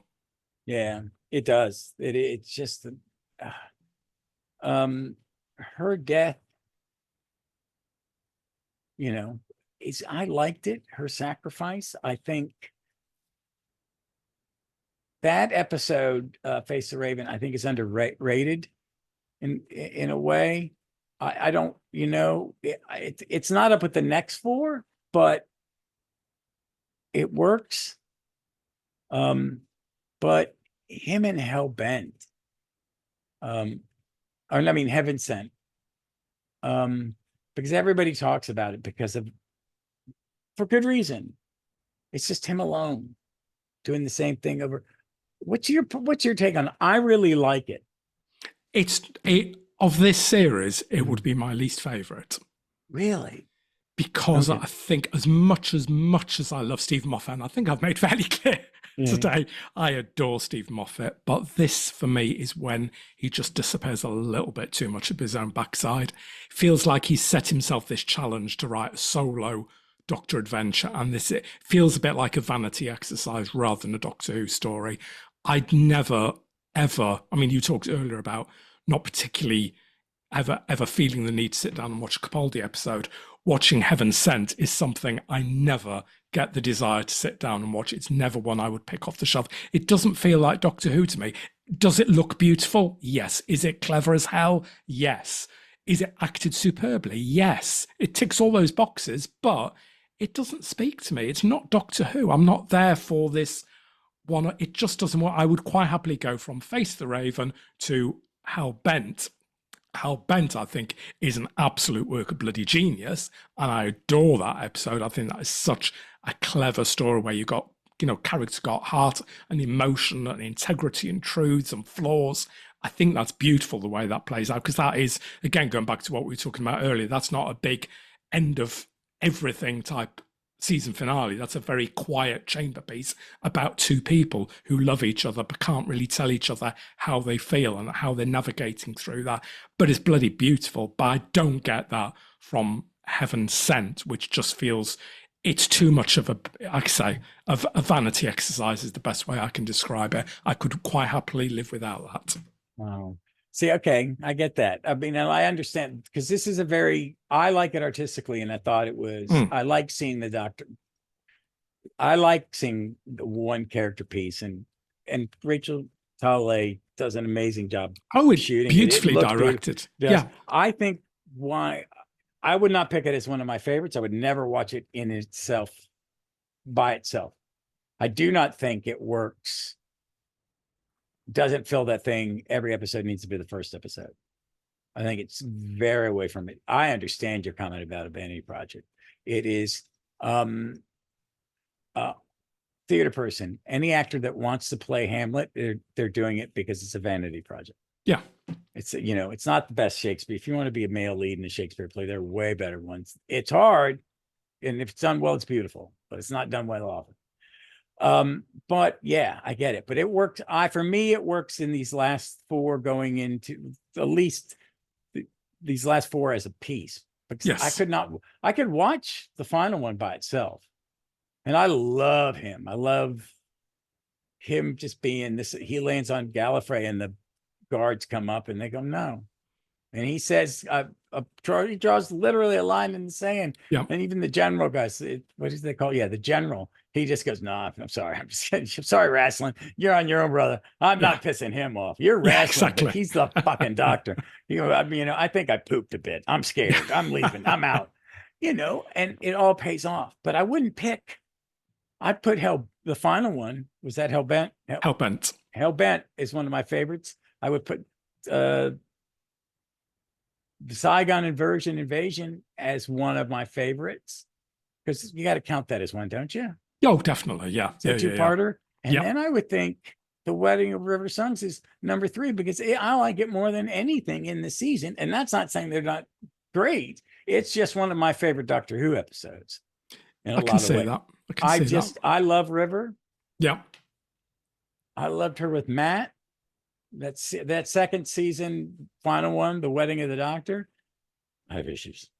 But I do love her. I love the actress. I love her and everything she does. But it's a great Christmas one. I like Christmas ones. And I do like that moment. That one moment steals it. It's like, I just want to get to that moment. I want to watch this whole episode so I can see him say, hello, sweetie. And then them have a nice curtain call, in a way, between the towers. Yeah. And which is also a beautiful, beautiful scene. It is a beautiful scene. And then I'm a big comic fan, so I like Dr. Mysterio. I like Dr. Mysterio too. I do, because I love Nardole. I did not, when you said, why, the guy with the heads in it, why? Matt, and then he says things about that end when he explains this after the doctor leaves at the end of that, and he goes, he's there because the doctor has just spent this last so many years with River, and River, he's just said goodbye to his wife. He's in grief. And he also comes on and goes, that took you a while. Well, I ended up in so-and-so, and I became their leader, and I was their benevolent reader. I fell in love. Nardole is one of my favorite companions of all time. At the end, in the 3rd season, his exit.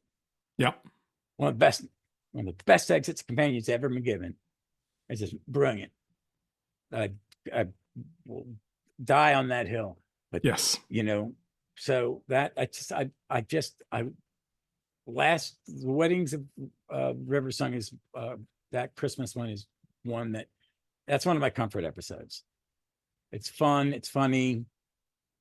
Greg Davies is in it. I'm a big Greg Davies fan.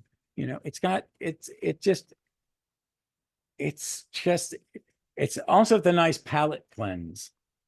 Yeah, that's true. It is. God, we just said goodbye to Clara, but then you get that goodbye at the end, because it's just a comedy. It's just a heist movie until that final scene. Those final scenes. I just love it. Those are my 3. But I get what you're saying. I mean, I do understand why people. It's jarring how different it is. Yes, it is. I think it does not work out of context. Okay, I agree. This is not, and that's a flaw in a way. I think that's its biggest flaw, that it does not work out of context, that you can't just pull the episode out and understand it. And I think for Doctor Who, the type of entertainment it is, you really kind of want to lean into that a little bit more. Yeah, I think it's quite an alienating episode, really, isn't it? Yeah, it's just so cold and bleak. Like I said, it looks beautiful. It sounds beautiful. The music is superlative.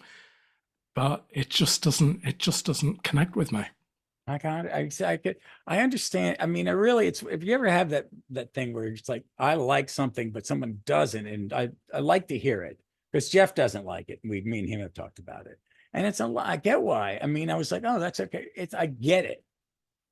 And you know what? I have not really rewatched it in a while. I have not watched that season. I got up to about there when HBO took it off, and I was like, I got to go and skip ahead and watch things in the next season. So, and it's also, I think there's some.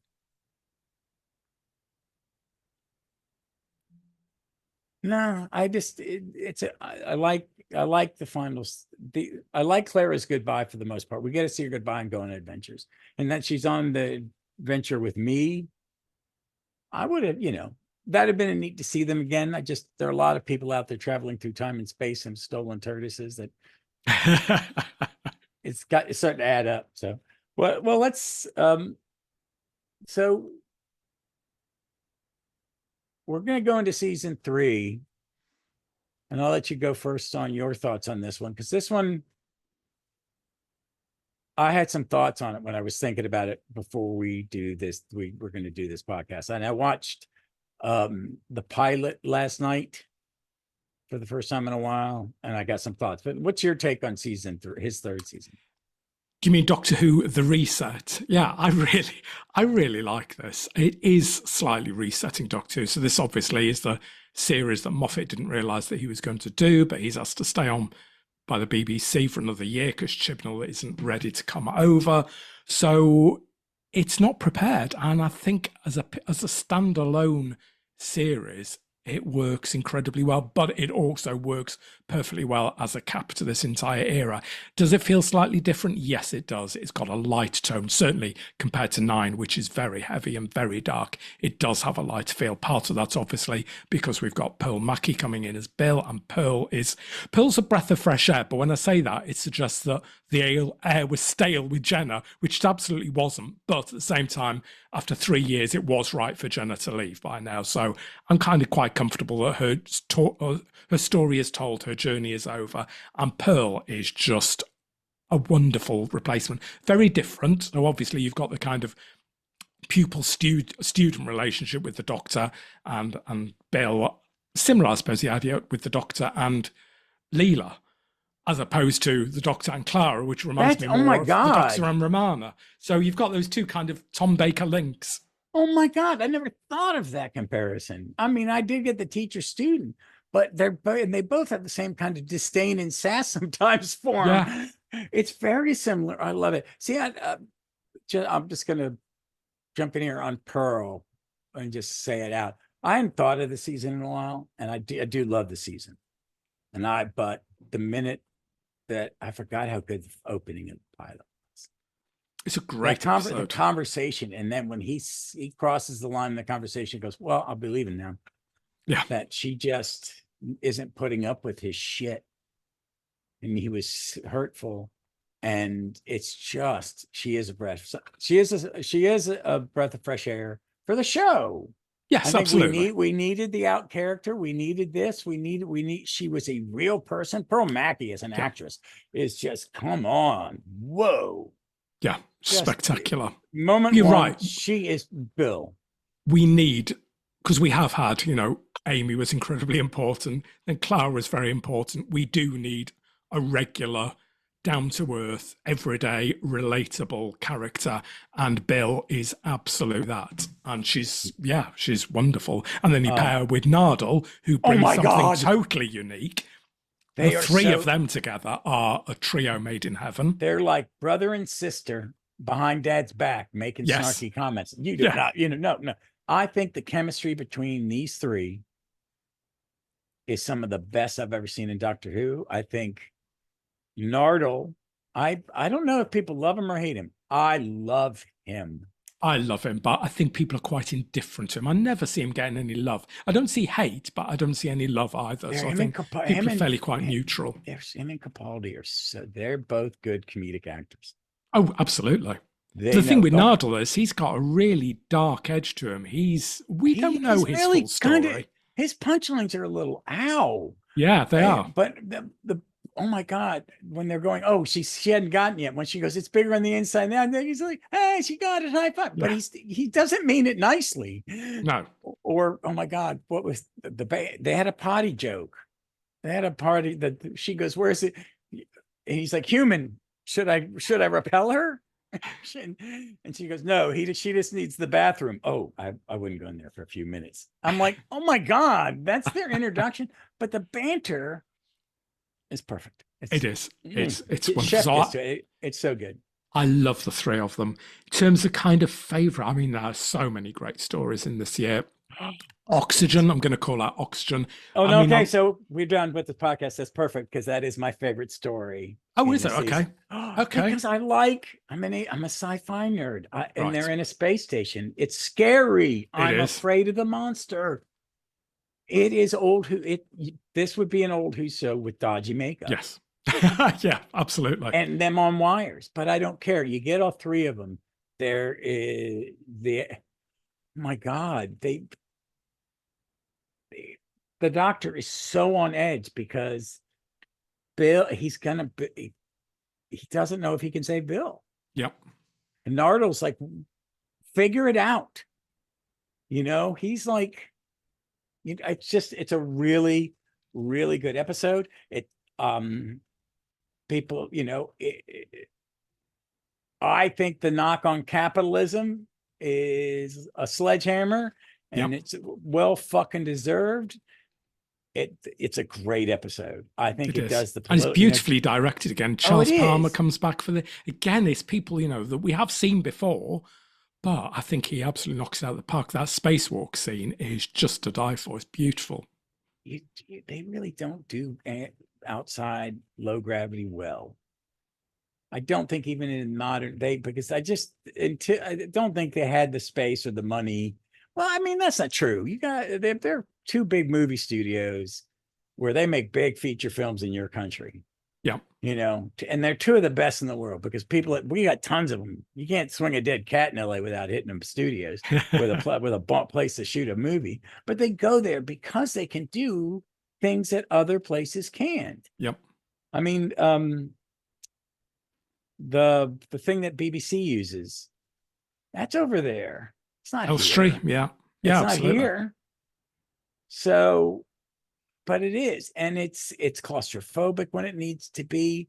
The zombies, it's a good zombie. I mean, they're zombie overload.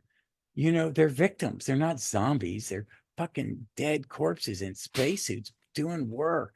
Got to be a good worker bee. Oh, because the big thing with last stage capitalism, the first thing you need to cut is the workers. Yep. What? They're the ones doing the work to make more profits. It's really in how arbitrary it is and how unfair it is. And it's not, I don't think you see it until someone brings it up to you. I don't think it's knock, knock, bang, bang on the head. I think it's well done. It is such a good episode. And it is absolutely my favorite of the season. And I might say one of my favorite of his era. And it's another Jamie Matheson. I think Jamie Matheson's done 4 great scripts. I mean, we've had Mummy, Flatline, Girl Who Died, and this. I think he gets 4 for 4. I love all his stuff. I think he's a great writer. Yeah, and I think it gives the actors a lot to do. So where we went off on that rant and my agreement and love of Oxygen. Absolutely. That was one I was putting up. I was also putting up Extremis. I think Extremis is a wonderful story. Incredibly atmospheric. Oh, go on, watch it. I have not I need to rewatch that trilogy. I just need to rewatch it because I've not. I do I remember parts of it I like, but I don't remember it being as cohesive as it should be. And I don't because it's not meant to be. It's meant to be 3 different stages of an invasion. It's the planning, it's the how they actually get here, and then it's the throwing over of them. It isn't meant to be your traditional start, middle, and end. It's not a 7-part Doctor Who story from back in the day. I've never looked at it. Parts up. These are they're like almost vignettes, and you're looking at different stages. And Extremis is unique because we're looking at the planning stage of an invasion. I just think it's such a clever story. Okay, now I need to go and rewatch it because I hadn't thought of it as that it is they're snapshots of different periods in an occupation. Um, Again, I think people get annoyed with it because it isn't that traditional. Last week picks up from where the previous week. It's not billed as a three-part. It is three parts of a story, but it isn't your traditional A to B to C to D. I think it's very undervalued. It's another part of this era that gets unfortunately criticised. that's it. I'm gonna have to rewatch it then. I really do. I think I really do need to rewatch it because one, I thought it was clever. It was weird. You know, the monks is a very weird thing. Um, I do like the ending. I really do like the ending. I like her finding in the but you know, it just I like aspects. I just need to rewatch it, and I wish I had had time to rewatch that one. It would not be my three. None of it would none that one would not be in my three because I got to hold the pilot and I got to do oxygen, and then picking the third one is a beast. It's a beast. Really? Oh, for me, the third one No, is the easiest by far. And for once, I am going to be very obvious. It's World Enough and Time and the Doctor Falls. It's, for me, that is one of the absolute best of the best. And yeah, far more eloquent people than me have described why it is just absolutely superlative. But, we see the true horror of the Cybermen. We get the two masters. We get the final decision for Missy, and that's been building right since Deep Breath. And I know you said earlier you're not a massive fan of Michelle Gomez. I love her in this. I absolutely. She holds this. She is the glue. She is part of the glue. When I covered this originally and watched it originally, and it kind of my friend Victoria, who was on the podcast, brought up the arbitrary killing of Bill, and I'm like this. She never died. Her girlfriend, I'm forgetting the character name, comes back, and Heather puts her back. Yep. She's never dead. She's just been a Cyberman. She rebuilds her body, but it's a little different, and she goes off in space and lives her life. Don't think she dies. And I think her getting shot, maybe it was a little horrific. And as Vic said, lesbian, it's kill the queer, Yeah, I got why and she's very, she has that mindset, and she very much over the way women and lesbian, she has very strong and well-deserved opinions. And it kind of tainted this story for me for a while because I really was like, I have to, she's not wrong. Yeah. Is it a point? But I come we back killed to the bisexual companion last season. Yeah, I think what it is with this one is it has to be her. Yeah. It has to be her he's saving. Yeah. She's been wounded. Then she spends all that time in the world of the Cybermen. That's so bleak. Oh, it's incredibly bleak. But that shows us then the truth of the Cybermen. We actually get to understand and the body them more than ever before. Exactly. And that's because of Bill. This is the greatest Cyberman story ever done. Yeah, absolutely. Because we are actually addressing what they are and what their USP is. Which you've been dancing around for years. Yeah. RTD made it a cartoon. He did that to make it scary, but also not so scary it freaks the kids out. You know what I mean? Absolutely. So, but in this one, I got to see Rachel Talle in person, and she talked a little about this. She talked more about Hellbent and how she was stealing from Sergio Leone. Yeah. And when she said it, Vic looked at me and I went, no, I didn't get it. And I'm an idiot. Yes. I'm a huge, I love spaghetti Westerns. I had to explain the spaghetti Western to my wife. What is a spaghetti Western? Oh, it's an American Western made by Italians, shot in Spain. But this is a masterpiece. It absolutely is. It is. I think this is, does it stick the landing? Hold on. Well, wait. Yes. I think it does. Yeah, for me, it does 100%. Yeah. I think Missy, I finally like her predecessor as the master. I don't dislike him. I think Flying Master is crap. I just, the superpower thing and End of Time. It's a bit bonkers. End of Time. It's just over the top. Yeah. It's unnecessary. It doesn't do the actor a service. I think he's much better in his first time he was around. And, I'm not the biggest Missy fan, but it's a good ending for her. It is the doctor trying to, the whole plot in here, the doctor feels that I'm a good man. I am a good man. I'm becoming a good man. I am a good man, and I want to save my friend. It's wonderful. And he wants to save everyone in that village. Yeah, he does. Because, as he said, because it's kind, it's the right thing to do. I mean, that speech is just, that for me is one of the greatest moments of Doctor Who, when Capaldi gives that speech to John Sim and Michelle Gomez. And you're not a huge fan of Michelle Gomez. I absolutely adore the bones of the woman. Throughout these 3 years, for me, this has been just as much Miss's story as it has the 12th Doctor's story. I think she is spectacular. Her acting choices, her intuition, what she brings to screen is just breathtaking. It's out of the stratosphere. And her and Capaldi together are just... Yeah. Again, it's one of the main reasons why I love this era so much. Those two on screen together for me, it just doesn't get better than that. And that scene where the Doctor's pleading with the two masters to stay, to do the right thing, and obviously John Sim just dismisses him straight away and says, "See this face? This face just didn't listen to a word you said," and walks off. But Michelle Gomez, she doesn't do the cartoon thing that Sim's done. He's just dismissive straight off the bat. But you can see painted on her face, the torture on her face, she's considering should she stand by her old friend, and she's torn. It's just absolutely beautiful, but ultimately she says no, but then she clasps his hand as she leaves. Oh gosh, shivers just even thinking about it. I know. It is just beautiful. It is. I think my problems with Missy, my problems are never going to be Miss Michelle Gomez. She can choose scenery all she wants. I will sit there with a bag of popcorn and enjoy it because she's great in Doom Patrol. Yeah.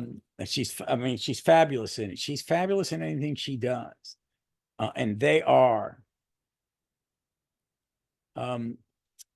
have the same chemistry that Kurt Wynn Delgado had. Very different, but yeah, I know. I know what you mean. You got that camaraderie. This is my archenemy and my friend. Yes. I respect her. I'm annoyed by her. She's, you know what I mean? Absolutely. The reasons why are different.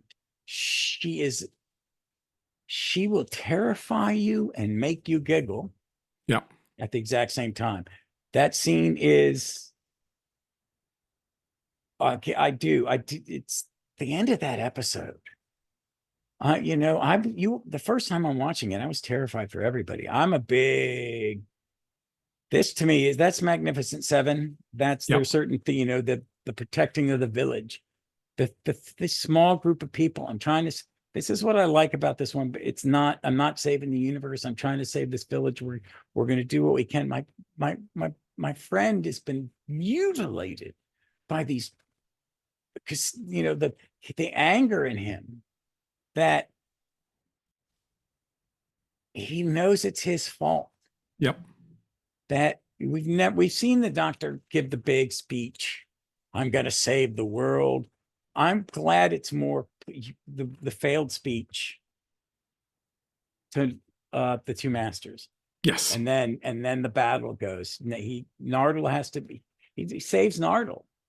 But even the wording of that speech, I'm going to go back to that again, and I'm not knocking RTD, but the difference between, Tennant in Voyage of the Damned, I'm a Time Lord, I'm 903 years old, I'm going to save you, and all that grandstanding, and then you get here, and it's just Peter Capaldi, raw and down to us, saying, just be kind, just do the right thing.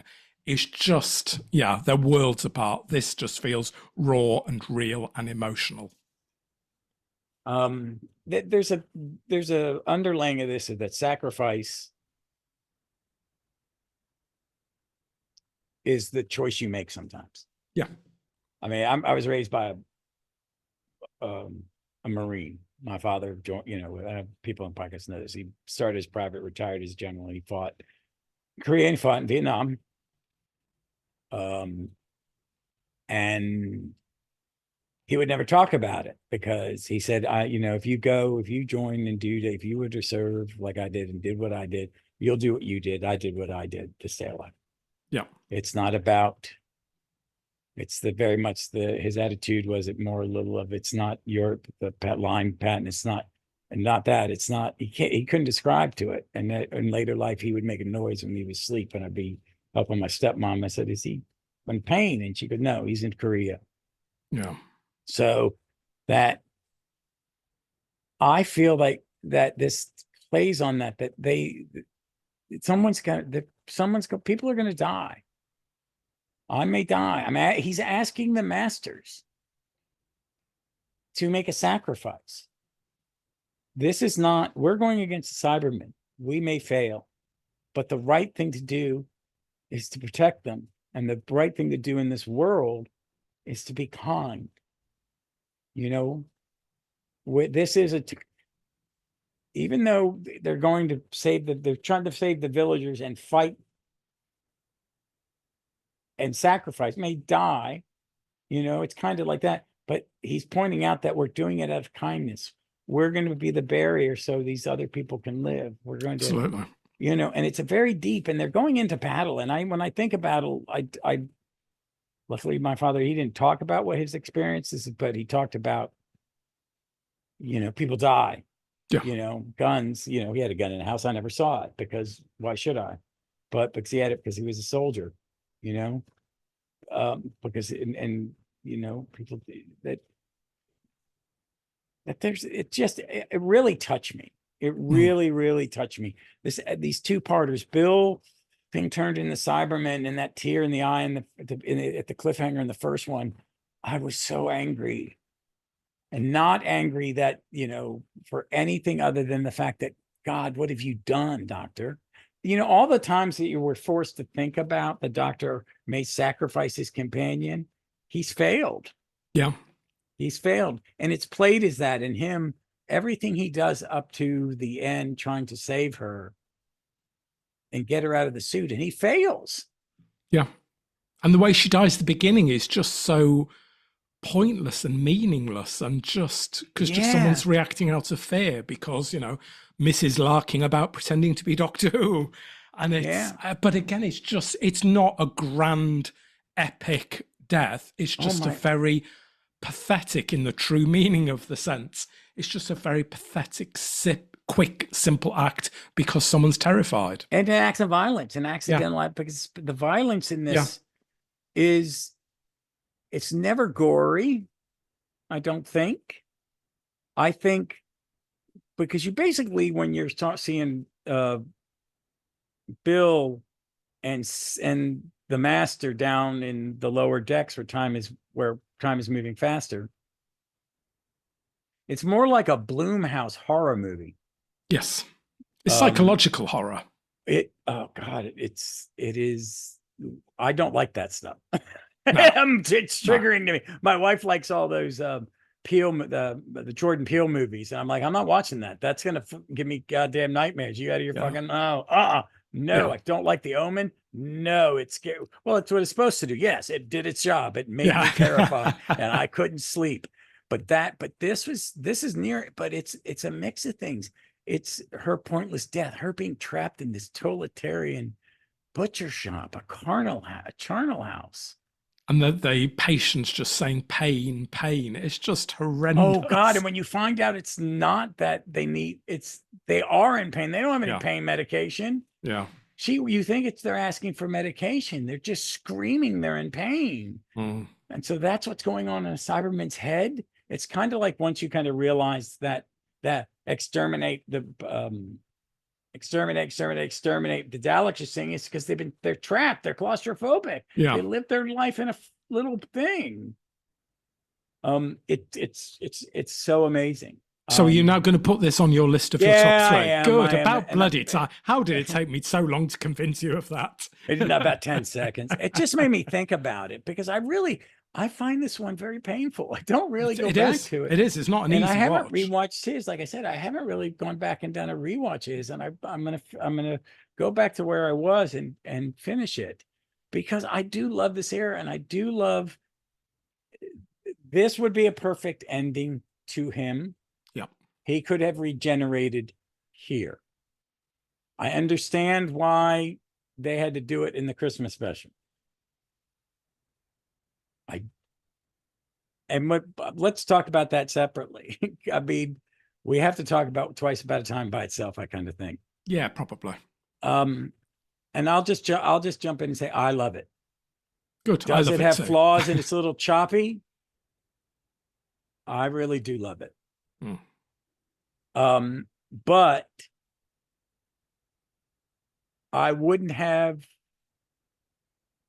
done it. Does that make sense? It does. It does. I enjoy it. I like, oh God, the actor's name. He plays the first Doctor in this one. David Bradley. I do like him as the Doctor. He is given some clunky lines. Is it uneven? It's not the way I want to say goodbye to Bill. I did not like that it wasn't just the Bill. I have problems with it, but it was kind of fun, and the fanboy in me likes it. Yeah. It should not be the last episode. Dr. Fall should have been the finale. It really gets in the way. It 100% gets in the way. It's not a good bridge between Doctors, but that's it. I don't love it. I don't hate it, but I don't mind watching it. But whenever I do, I'm watching it more for the adventure with him and the two Doctors, and it's only for that. Yeah. I don't think Bill's going to give it a good service. I definitely don't think it's not the right ending. And I take it you don't like. What's your opinion of this one? I really like Twice Upon a Time. I hear completely what you're saying. It doesn't feel the natural ending. It feels like we've seen the natural ending, but we get an extra episode. We have this story. I think there's a lot of good stuff in here. I like the fact that, we started this incarnation of the Doctor questioning, am I a good man? He's been through hell and back. He's seen Clara die in front of him. He's seen Bill die in front of him. He's seen, what's happened to Missy. He's been through all of that emotional turmoil, and we've got to the point now where he's tired. He just wants a break from it, and he doesn't know whether he has got the energy and the strength to carry on. And I think that's quite an interesting theme to explore. It's a different theme to explore. So I think as a kind of standalone piece that nevertheless mirrors the kind of themes and journey that Capaldi's been on, it feels organic and it feels earned. But at the same time, it is a bit of an odd coda. But I like the fact that we don't have a big bad, basically this is just about memories. And Moffat's done an awful lot in his time about death and about memory. And we're kind of treading similar ground here again, but I think it's suitably different enough. Obviously it gets mined again in the next series, doesn't it? In Demons of the Punjab, where we've got the Thijarians who are kind of the same as we've got Testimony here. I'm thinking of, you're right, I haven't thought about this thing about death. He does talk about a lot about it, and is it a line in here where they're, oh my God, where it's they're talking about death, and someone says there are 3 deaths. There's when I die. There's when I'm remembered. Yep. I die again. I die when I die. I die when I'm only a memory. And I die a final time when the last person who knew me dies. And I go into oblivion. And I don't know if it's in this. It's in a Moffat. I've heard it recently. Was it in a Moffat Doctor Who? It sounds like a Moffat line. It's it certainly does. It really does. But it is about, because I agree. If I'm watching Twice Upon a Time, I'm having a good time. I personally, as entertainment, I'm having a good time because they're good together. They are. They're very similar Doctors. They're similar. They're not alike. They're similar. And the first Doctor with Regeneration, seeing him think about it, how terrifying it is for a Time Lord the first time. Exactly. I think that's a great note. That it's a little death. They die a little death over and over and over again. And Tennant, I like his goodbye line. The first, I don't want to go. I don't have a problem with that because there is self-love. You like who you are. Does the Doctor when he's doing it, or is it no big deal? It is a big deal. And at the first time it would be. And I think Capaldi loved the idea that he was working with the first Doctor, and it was Yeah, so I do bet, I. yeah, and it did that. It's David Bradley, an actor of that caliber, who Yeah, did. I mean, Adventures in Time, in Space is a wonderful little movie. it absolutely is. It is, and he is amazing in it. I mean, just it's a beautiful performance, and it's about Hartnell. It really is about Hartnell. The other stuff and Verity and Hussein. It's really about them, and I love it. But I didn't mind this. I didn't mind. You know, I do. I wish it had been Bill, but I like Memories Are Us. I do like that. I do like the thing about Memories Are Us. So I am Bill. I'm everything she remembered. And I'm it all allows it, I'm all and of it her allows us to, memories. and it allows us to bring Clara back as well, and for the Yeah. Doctor's memories of Clara to be given back to him as well. So it suits all that kind of putting a cap on the era. Yeah. I kind of wish they had time to get her in studio with him. It would have been, because Yeah, I like how Amy comes back to the Doctor in his regeneration, that they bring her back and she touches him, because it's yes. important because she is his most important companion. But I really like it. Mark Gatiss has been getting a lot of heat for some comments he made this week. Oh, yes. I don't think they were that big a deal. I just think he was expressing his opinion as a fan and as a professional. He knows more about the making of television than any of us. We should shut up. He has a valid opinion. I don't agree with him. And I don't think the BBC, if they're pausing, they're only pausing until they find the right person to bring it back or be the producer and move it forward. And that may take a year, but it's not going to be longer. It's too profitable. Folks, this is a greedy, they want their money. This is huge cash. This is not something you let rest. You pause it for a short period of time, or it's left max and they're going to make a big announcement. It's moving off American streaming. Its predecessor, this era is moving. There's other reasons, but I like Mark Gatiss. Most of his stories are I enjoy them. I like Empress of Mars. They're fluff. They're fluff. They're a bit disconnected from everything else around them. Yeah, and I appreciate that. I like that his standalone. I really like Victoria and me. The more Clara loses her face. In Rose loses her face. Rose loses her face. Idiot's Lantern. Yeah, we like that one. They're okay, and I do love him as an actor, and I do like a lot of the stuff he writes. I like the horror stuff, the Christmas horror stuff he's written for BBC. Because I don't understand it, and I've learned that I end up watching a lot of it at Christmas time now because I've met you all and talked about it. And you people are weird, man. It's odd. I told that to my wife. It's like they just watch horror stories about fucking ghost ladies standing in the yard freaking people out. I mean, it's weird. And she goes, "You enjoy it?" Oh, fuck yeah, I do. It's great. It's amazing. So the fanboy in me liked the Colonel and liked that he is the grandfather brigadier. It's nerdy stuff. I think it's Moffat's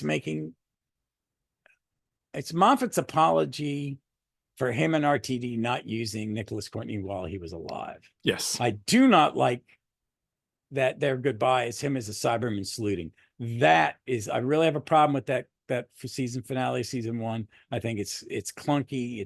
It's got great stuff in it, but there are a couple things that really bug me, and that really does. And he was alive. He should have. As much as I'm glad that Liz Sladen came back, I still cry at that moment where she goes, "You've changed. You new suit or whatever." When she turns around and realizes that the man she's met is the Doctor. I love it. Joe coming back, love it. But he should have come back first. Yeah. I mean, you could have. And you should. I mean, we had him in the Sarah Jane Adventures. When a couple of years before he's dying, give him his death on screen. Mm. Nicholas Courtney would have loved it. We would have all wept. You could have written the worst script in the world, and it would be everybody's favorite. So this is his apology. I really feel it's his apology. It's a clunky apology. It's a clunky apology. But I do like it. I do like Gatiss. I do like Gatiss as an actor, especially he was in Fantastic Four. Yeah, I'm old enough to. He plays a TV announcer in the mid '60s. He nailed it. It was annoying. They had this weird banter and this weird inflection that it's kind of. You guys had received pronunciation. That's it. Yeah, we had the same thing. We had everybody had to talk like they were from the Midwest. They couldn't have a northern accent. They couldn't have a southern accent. I live in the South and I don't have a southern accent, like a little bit, but it's the same thing. And he does it. And it's kind of like when you see African-American comedians making fun of white Americans and our stupidity. It's that kind of like that fake nasally American accent. And he's very good at it. It made me giggle the whole time he was doing it. But I like it. I like it. I really do enjoy bits of it. I like Rusty's return. I do like Rusty's return. Works well. There were a couple of lines that were I didn't. People tweets when the sexist line. Where's Polly? Someone needs to do a good dusting, and she just says it to the one person in the universe she shouldn't. People were offended by that. I think the point was that you were offended. You should be offended. And it gives Pearl Mackie and David Brierly this little comedic moment. Get over it. It's funny. It's funny. And come on, Hartnell does say some sexist lines back in the day. I think people are offended because it's diminishing the First Doctor. But, the First Doctor's era was made in a certain time. And lines where, he tells Susan you're going to have a jolly good smack bottom. Yeah, he would have done. Polly probably was. She was traveling with those two men. She was probably cleaning up after them. Yeah, well, Troughton's constantly sending her off to make the coffee. Look at the moon base. Oh God, yeah, he's really. But I just like this. Yeah, and I do watch it. I do watch it most Christmases or something. And I have liked that. I've gotten to hear David Riley play the Doctor on the audio. Some of them are he's very good at them. He's a good steward. He understands what he's doing. Does that make sense? Yeah, absolutely. He's very respectful for William Hartnell because he's older. He probably he could have met him. I don't know how old he is. But it's like he's a fit for you guys. He is famous for more than Doctor Who. Yes, absolutely. I've watched the movie he made with Richard Harris. It's Sporting Life. Yes. God damn, man. I watched it a couple times. That's just heavy. I'm a fan of British cinema in that era because they tried. They tried very hard. You didn't have what we had. And I think it helps you. I think having less helps. Yes, absolutely. I love the Lady Killers. I love a lot of those. You all have a really twisted sense of humor. But I don't know. I'm going to go off on it because I really, it's so. We just talked about what is probably a masterpiece, and it is this odd little coda. It is. It is, and well, the Christmas armistice as well is just a beautiful moment again. And that was a major thing because Victoria had to turn me on into English soccer, football, yells football. I'm a sports person. I like certain American sports, but I appreciate the fandom. That because ours are in cities, yours are neighborhoody. Because London's New York's got 2 football teams and baseball teams, and LA does, and that's the only 2. And Chicago has 2. We don't normally do that. It's one city or a region because we're so damn big. Yeah, of course. But we have less football teams than you do. A lot less. We only have like 3 leagues, so 60. So it's we're big, but I know that historical thing and how beautiful it is, and I like that the colonel, what I mean, that his ancestor goes back. Absolutely, part of it. Him helping the other soldier, putting their guns down. It was a nice moment, and I know why he always put his buddy in his show. This is his business partner. They're friends. Yeah, exactly. He's in every season, isn't he? He's not in every season, but he pops up more than you realize. He appears in some guys. He's either writing or doing a cameo, or he's around. Yeah, Davies used him as a villain in season 2, his second season, season 3. He was the knight playing the future chess, getting electrocuted by Matt. in Wedding And of this, Riverside. I mean, I liked him. I've gone on. What's your take on this one, just as a story? I really like it. I think it's good. It's fun. Like I say, I like the themes that it's exploring. Yeah, it really works for me as a good Christmas special. So yeah, I'm all for it. Okay. I went on a bit about way too much minutia on that one. It is. I'd like to defend it because I do. It is. It does get unfair some of the Christmas bashing. ones are really bad. Yeah. I mean, some are very good. I mean, the Christmas Carol for me is, I really will go on and on about that one. But I'm trying to find my notes again. There you go. I think to be fair, we've probably already covered the other. Most of it. That's what I want to list. We Yeah. talked about season, intro thoughts. Yeah. I see a master. I like it, but not a masterpiece. I guess that's true. Stuff you didn't like. I have one. Okay, go for it. All right. The freaking sunglasses. Okay. Yeah. That's it. That's my biggest nit to pick. I don't have a problem with him. I don't have a problem with the complaint. Are there good episodes and bad? That's all of them. There's some things that it's like, I don't think I have anything I really dislike in this. There are things that there are choices I make that I don't agree with, but overall, I like the stories. The ones I like and hate, the ones I dislike. But the one thing I think there's the sonic screwdriver is overdone in all eras, really. I just think the glass is really just, it's a pet peeve more so than a dislike, but it's a pet peeve every time I see it. It's like, these things. And they're on screen a lot. They are way too much. It is like, give him a MacGyver thing to do. The Dr. MacGyvers, let him build some device that saves a day that makes a boop, boop, wonk, wonk sound. The glasses are an easy out. I haven't got much stuff I dislike about this era generally. Yeah. I think it's such a solid era.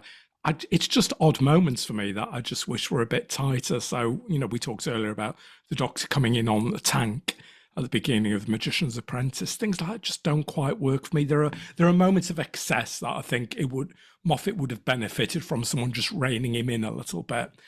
But generally, in terms of the stories that are being told, the arc that's being told, the way it looks, the way it's being produced, just the flavor of it, I just adore this era. I just think it seems to be the kicking boy at the moment for fandom, the Capaldi years. I'm not quite sure why. I just love it. Waves. It's just like the ocean. Fandom is like the ocean. And it's just, we like, I think the internet's been great. I've met people all over the world. I've done the podcast.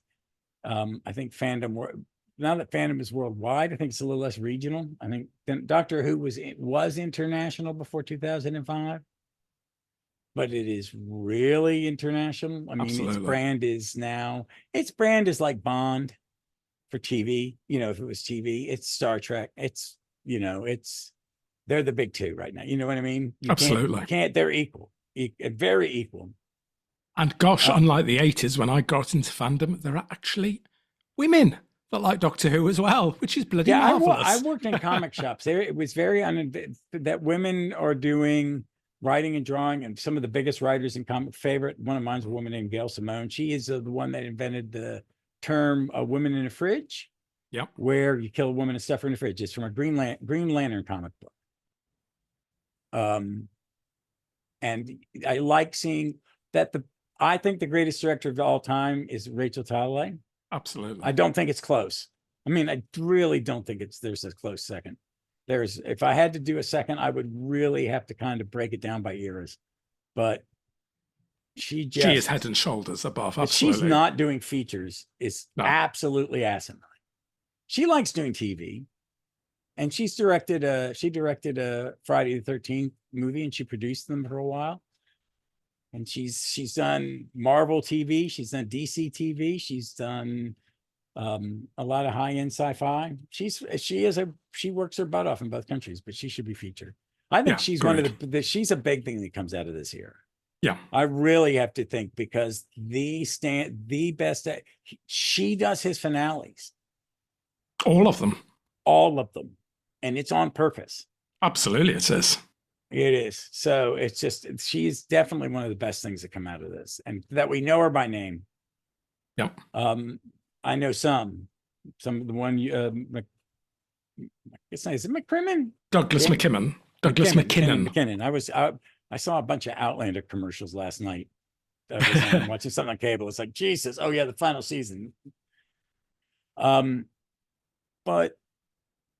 yeah, that's the big thing. I'm going to go down to the bottom of the list. There are some things we talked about companions. I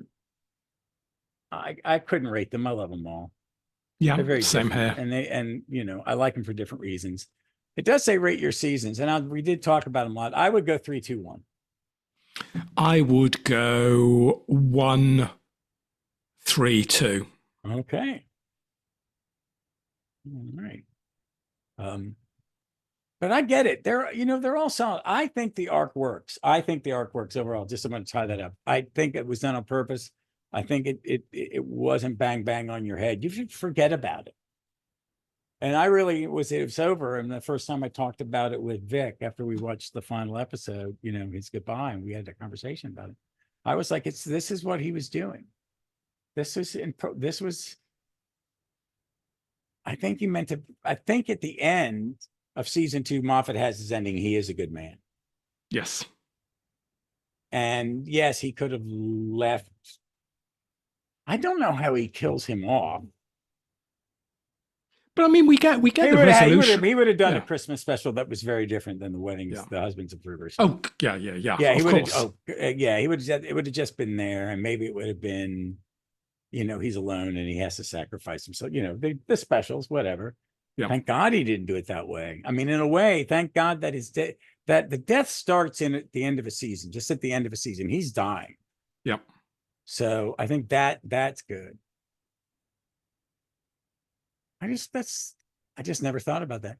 I think that just as a whole, it worked. I think he did. Of all of the seasons of Modern Who and all the Doctors, I think this one is the most tightly contained. And I think that was helpful. I think it needs I need to finish my rewatch. It's something I don't think it gets enough love.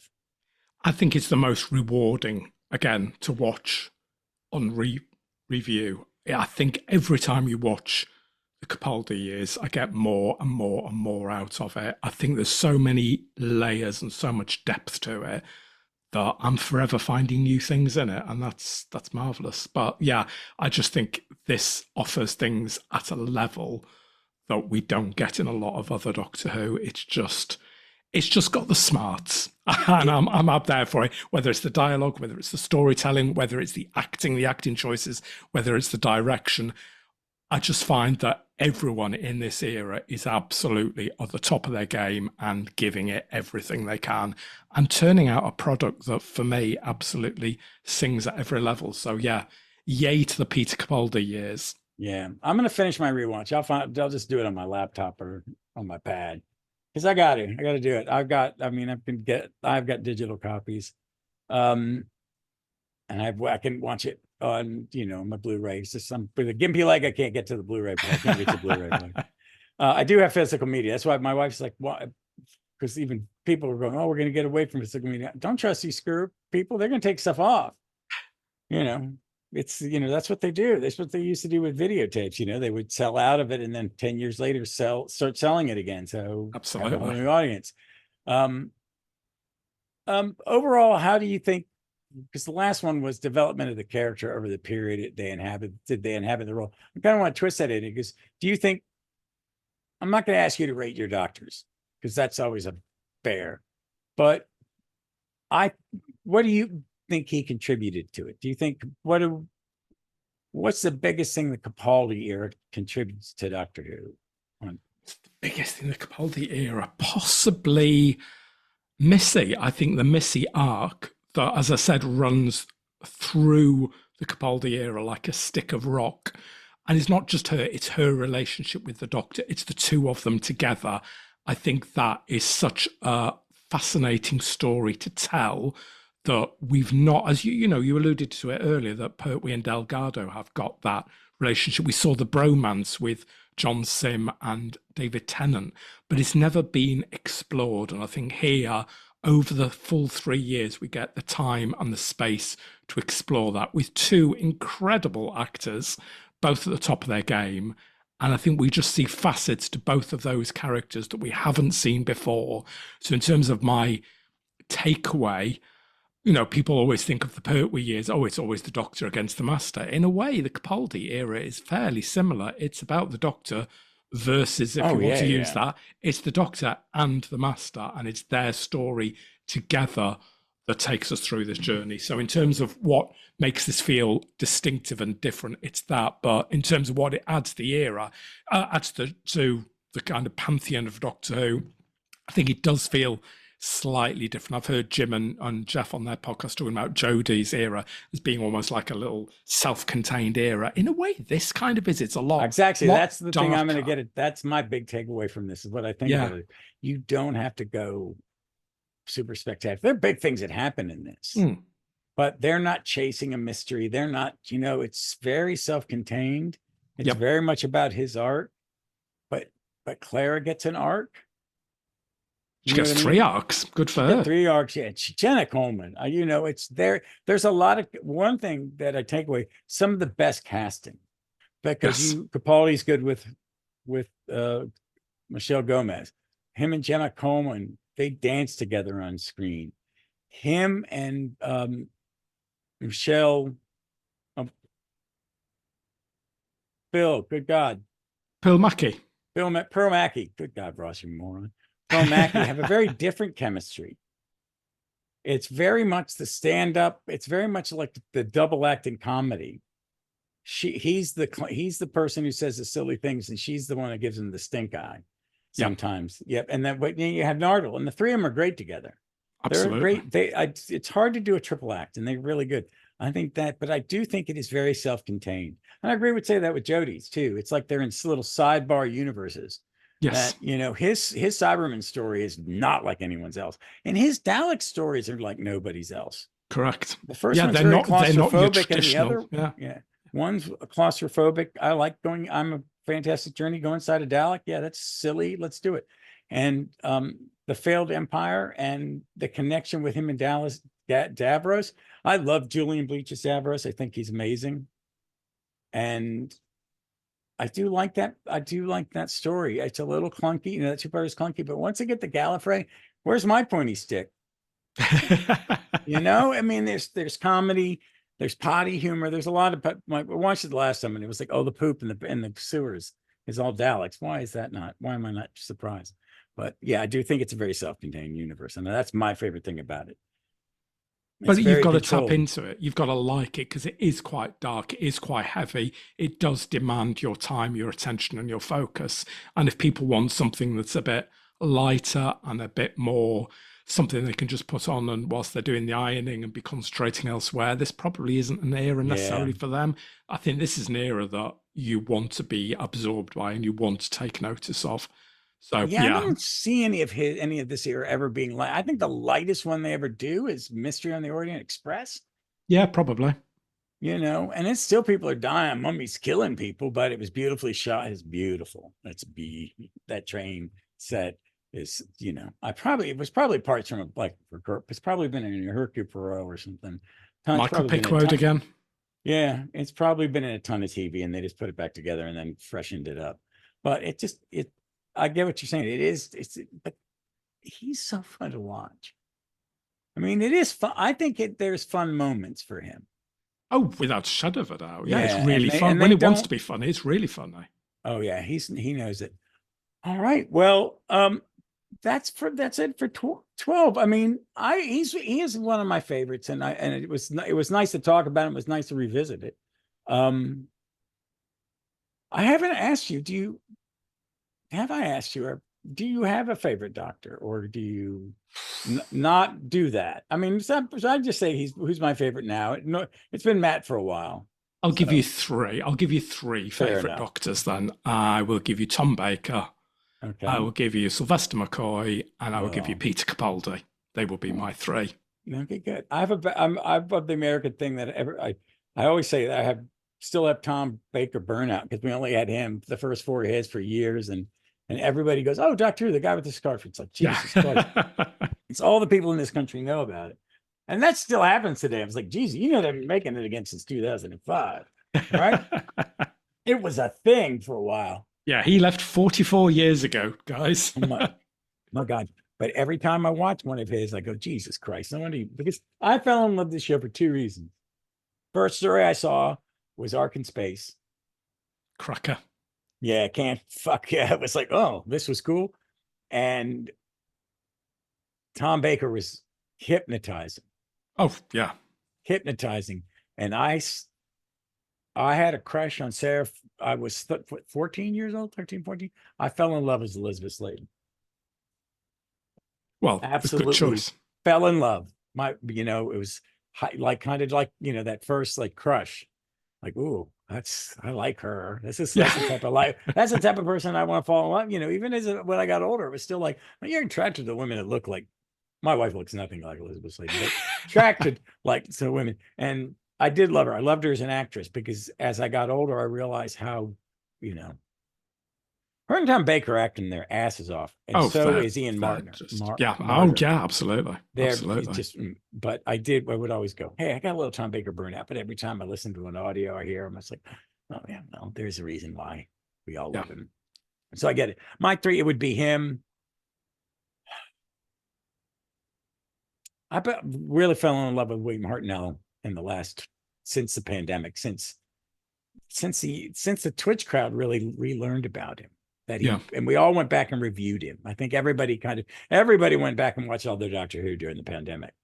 And I have a love of him. And I think it's got to be Matt. I think I'm going to put Matt, Hartnell, and Capaldi. I love Jodie. And I think Shooty did a good job. And I used to love Peter Davison because he was the first regeneration that I ever saw. And my mother had they're all good. Yeah, they're all good. I think Peter Davison is underrated because so do I. Yeah, but it's like we talked earlier. You're not watching his performance. He has made choices. He sticks to them. I like that he's a little touchy. He's meaner than Capaldi sometimes. So, but all right, it's the end of the podcast. So I'm going to ask you to recommend something and to let people know where they can find you in the podcast first. They can find me on Nostalgia Tours, which is a podcast that I bring out every week, usually on a Friday, one episode a week, where we do a variety of different takes, usually look at 4 different stories and find the good and the bad about them and hand out some handshakes and some P45s. And you can find me on Twitter at who_rod, and you can find me on Blue Sky at just who_rod. And in terms of recommending, crikey, it could be anything you're doing, anything you're watching, anything you're reading. I'm really struggling with TV at the moment. Our television over here is really pretty damn poor and thin on the ground at the moment. The thing I would recommend the most from my most recent view is Department Q on Netflix, which is a British mystery, 9 parts. Matthew Good, who I've never really liked as an actor before, absolutely superb in it. I could almost see him being the Doctor. Actually, there were a couple of scenes where I turned to my husband and said, that's quite doctory. I saw him in a horror movie and I didn't realize it was him until I read the credits. Ah, okay. And he was playing a guy from Queens in the 1970s, late 70s, early 80s. And he sounded just like all the American. It was very much a love letter to those characters. That's on my list. I'm going to give that a check. Yeah, it's a really good show. I do recommend a show.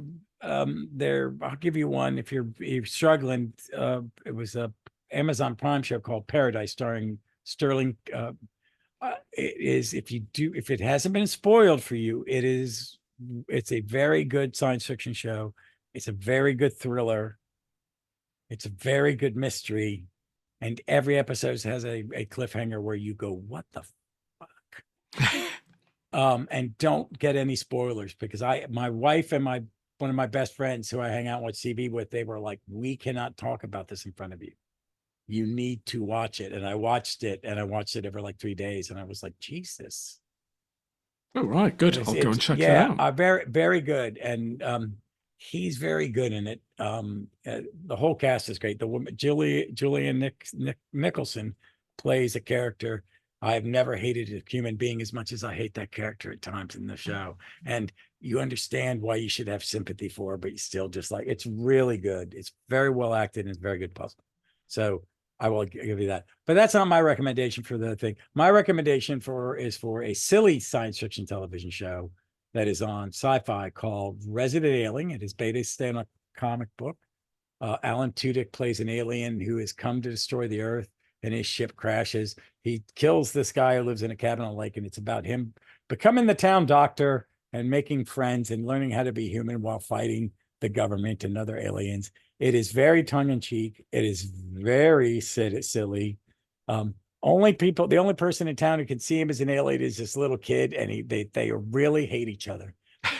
But they become best of friends, and he falls in love. And his best friend is this little Islamic girl who thinks they're both idiots.